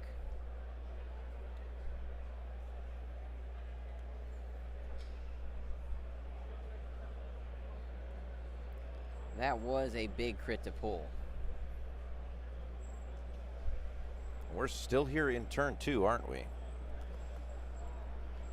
Yes, yes we are, Ken.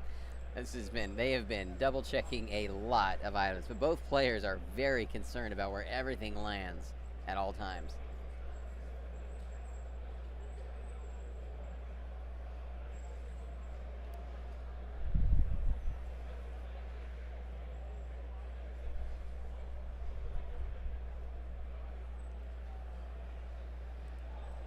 All right, we're gonna go ahead and put this ignition token out, probably at a close range, of course.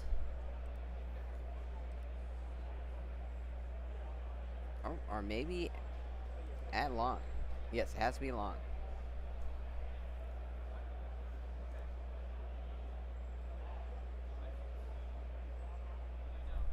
Checking ranges here.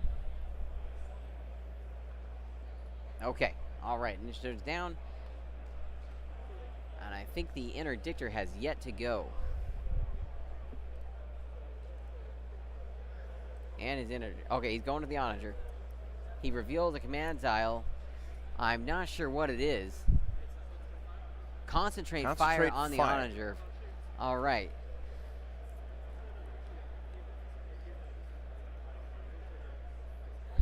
Garrett and I are on our feet. We're excited to see what this next. Trying to see what goes down here.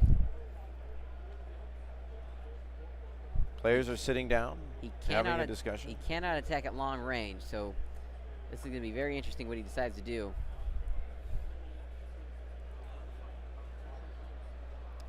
He's also spending an engineering token to recover some shields, or remove shields, it looks like.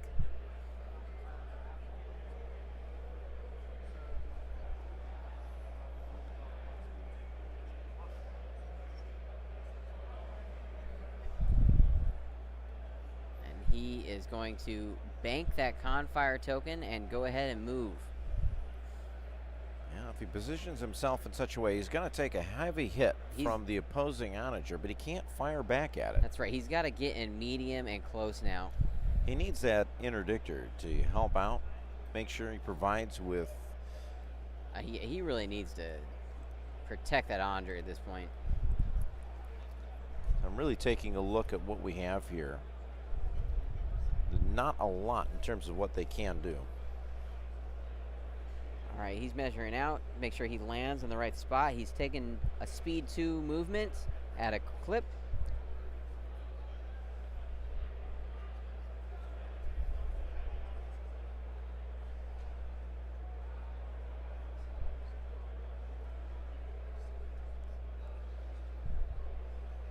All right, he's going to go ahead and put his ignition token out at that close range.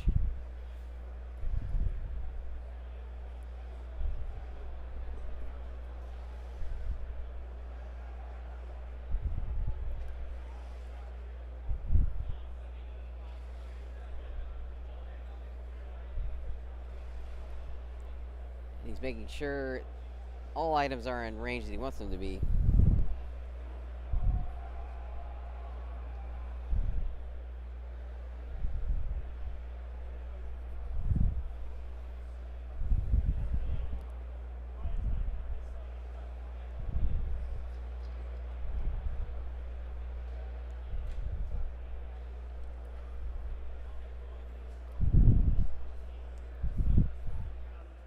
Taking a look at what we can do here with that Gazanti.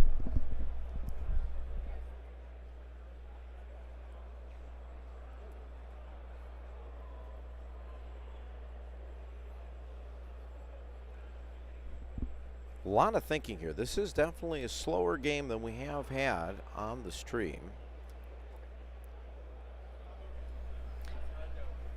All right. Hondo's has a nav. Sorry, I had to step away for a second, folks. Passing the comms net, ramming. Interdictor has an engineering token. All right. Decap, so he is taking a shot at that decaps. Cataclysm Ramadi. Well, here comes the dice pull. Front to front. Cataclysm is going to take shots. And there's with the decaps, that's 4 roll. hits. Softening things up.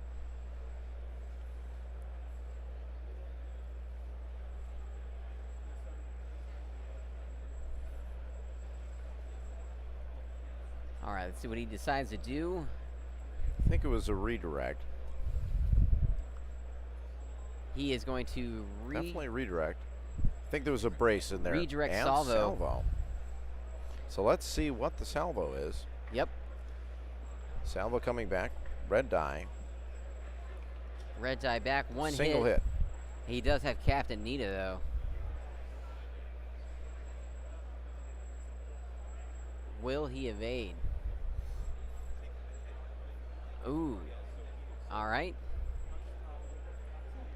He put his hit on Gunnery Chief Varnellian and put a blank die back.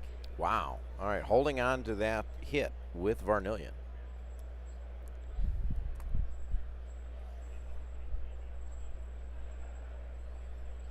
There comes the interdictor That lying makes his around. move. Interdictor, a favorite ship of several people.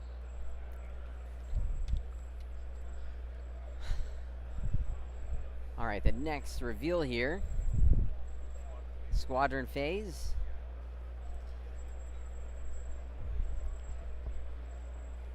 Yeah, sorry about that squeaking, folks. They're rolling the garbage cans around. They sure are. We're going to see if we can't give them a can of 3-in-1 oil. We get them one of those old style ones where you have to hit the little lever with your thumb, pump it up, oil comes out. See if that works. Understood, yep. Maybe some of that lithium grease you put on your garage doors. Oh, and it's just a note here that interdictor had to take an objective token from Ion Storm. Outside of range 2 of the obstacle. That's right, a second player.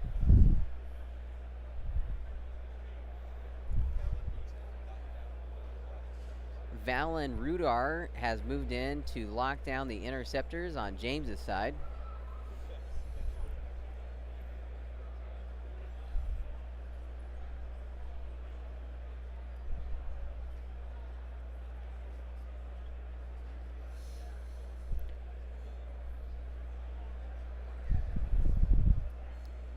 Looks like James is picking up some dice. He's warming them up.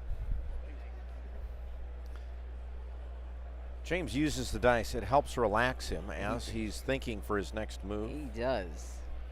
Stress dice.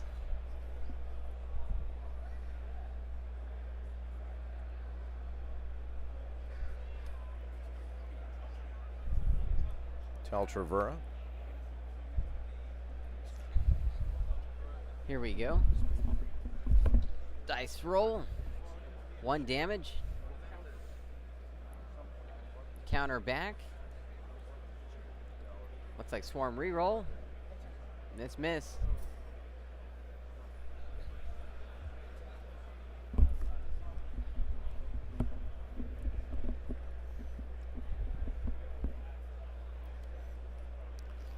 Looks like removing numeric steel over. He's going over there to help finish up that Onager Cataclysm if they can.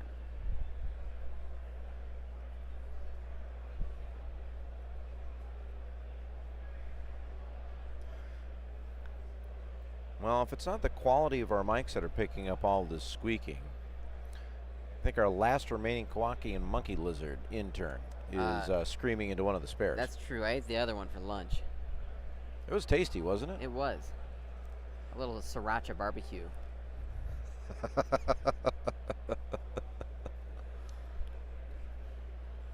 have a safe flight there. Dr. Ponage Gaming. I'm sure And Real Veers is doing well. We definitely should make sure that we give a shout out to everyone that is traveling home today from AdeptiCon. We hope that you have safe drives or enjoyable flights with no turbulence. Yep. Ooh, we are rolling die into the Gazanti. Oh, round 3. Nothing happened. All right. Moving into round 3. We're seeing approximately Now, our an first hour player left. here is going to be absolutely savage. Honor shot here. And I think, again, the last round ends here at 3:30, so the clock is ticking. That is not 100% for sure. The judges will always let us know the time.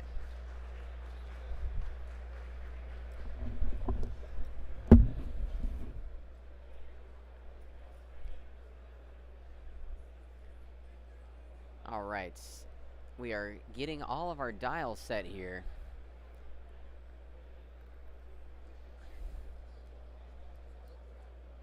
Jason's taking a look at the situation, making sure squadrons are where they're supposed to be. Salacious Crumb does sound delicious.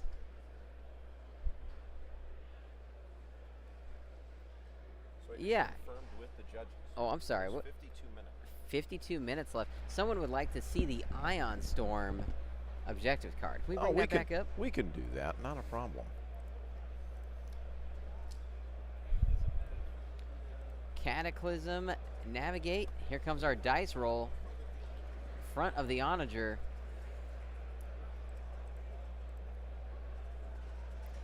Really shaking those dice up, randomizing it. There's Now a there is roll. a bunch of hits. Holy smokes. And let's not forget, Varnillion still has another hit sitting there. And I believe Sensor Team. We've got Sensor Team. Intel the brace on James's onager. I believe I will be blowing that one out the airlock. And a roll like this, we're already at 7 damage, potentially 8. You're right, you still have Sensor Team to deal with.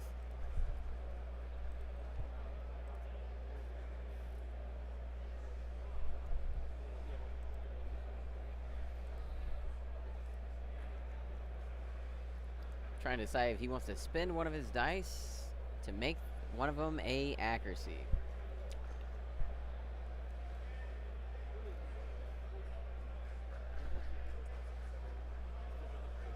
All right, he is throwing There the goes brace. the brace. He's bracing it down to 4.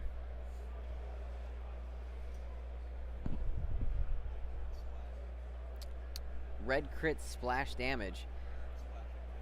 That's 1 damage on Merrick and 2 damage on the interdictor next to it. Wow. That's those orbital bombardment particle cannons. They They just roll off the tongue, Ken. I tell you what, it's real easy to say. I think you did that remarkably well, Garrett.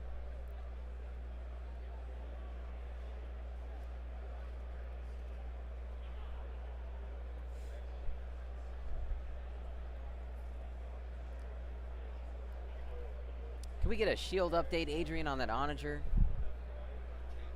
He only got a salvo defense token too, right?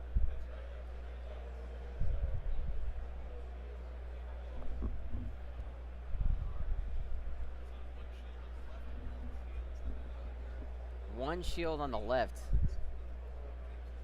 So he's got 1 shield on the left of James's onager, and he's got 3 cards of hull damage.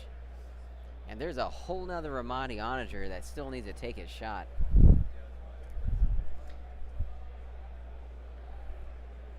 Hey, great to see Derek here. Thank you so much.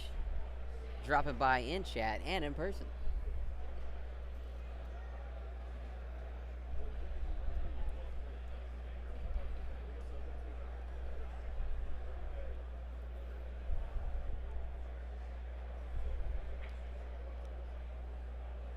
Adrian, does this look like an attempted ram and pushback? I think so too.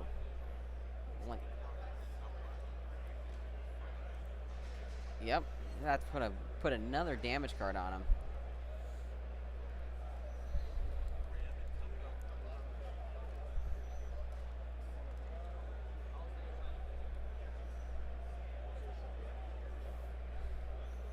All right. 4 cards and no shields except for 1 on that left side. We are definitely seeing some damage come in here. I don't know how much longer that onager is going to be on the board. It's in trouble, I tell you what. Navigate on James's Ramadi. All right, he's got his chance here. He's taking the shot. Ignition. Dice up here. Woo, here we go. Equally great dice roll back at him. No accuracy, though.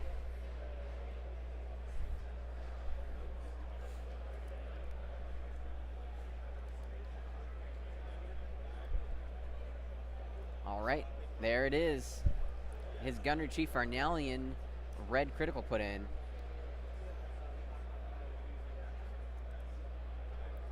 What's the plan here now? Accuracy, the brace. There we I felt go. it coming in my it's kind of bones. coming right back now. Man. All right, that is going to take damage to the hull of that ship. All right, he uses the redirect.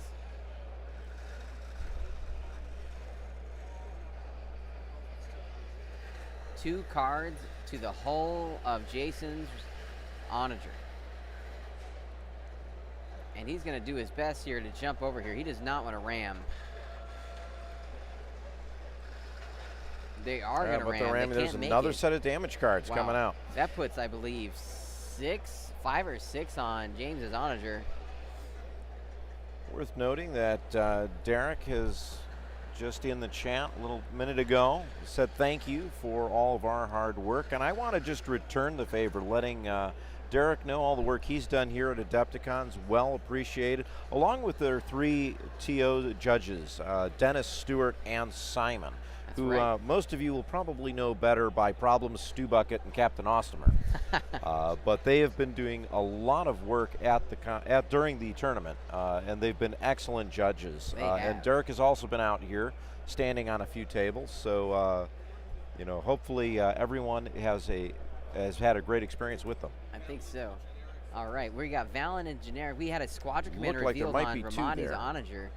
No, just one. We're taking 1 onto the, you said that was Generic? Counter back 1 for a miss. Swarm reroll probably. Yep, here it comes. No, maybe not. Scatter it. Scattered away.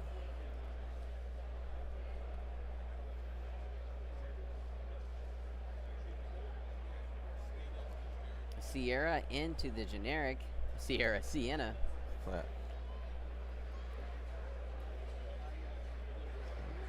Taking a good look here, rethinking, make sure everything's in range. Here we go with the die roll. Here we go. That looks like That's a pretty good one roll. with One two damage. two accuracies. Yep. Counter back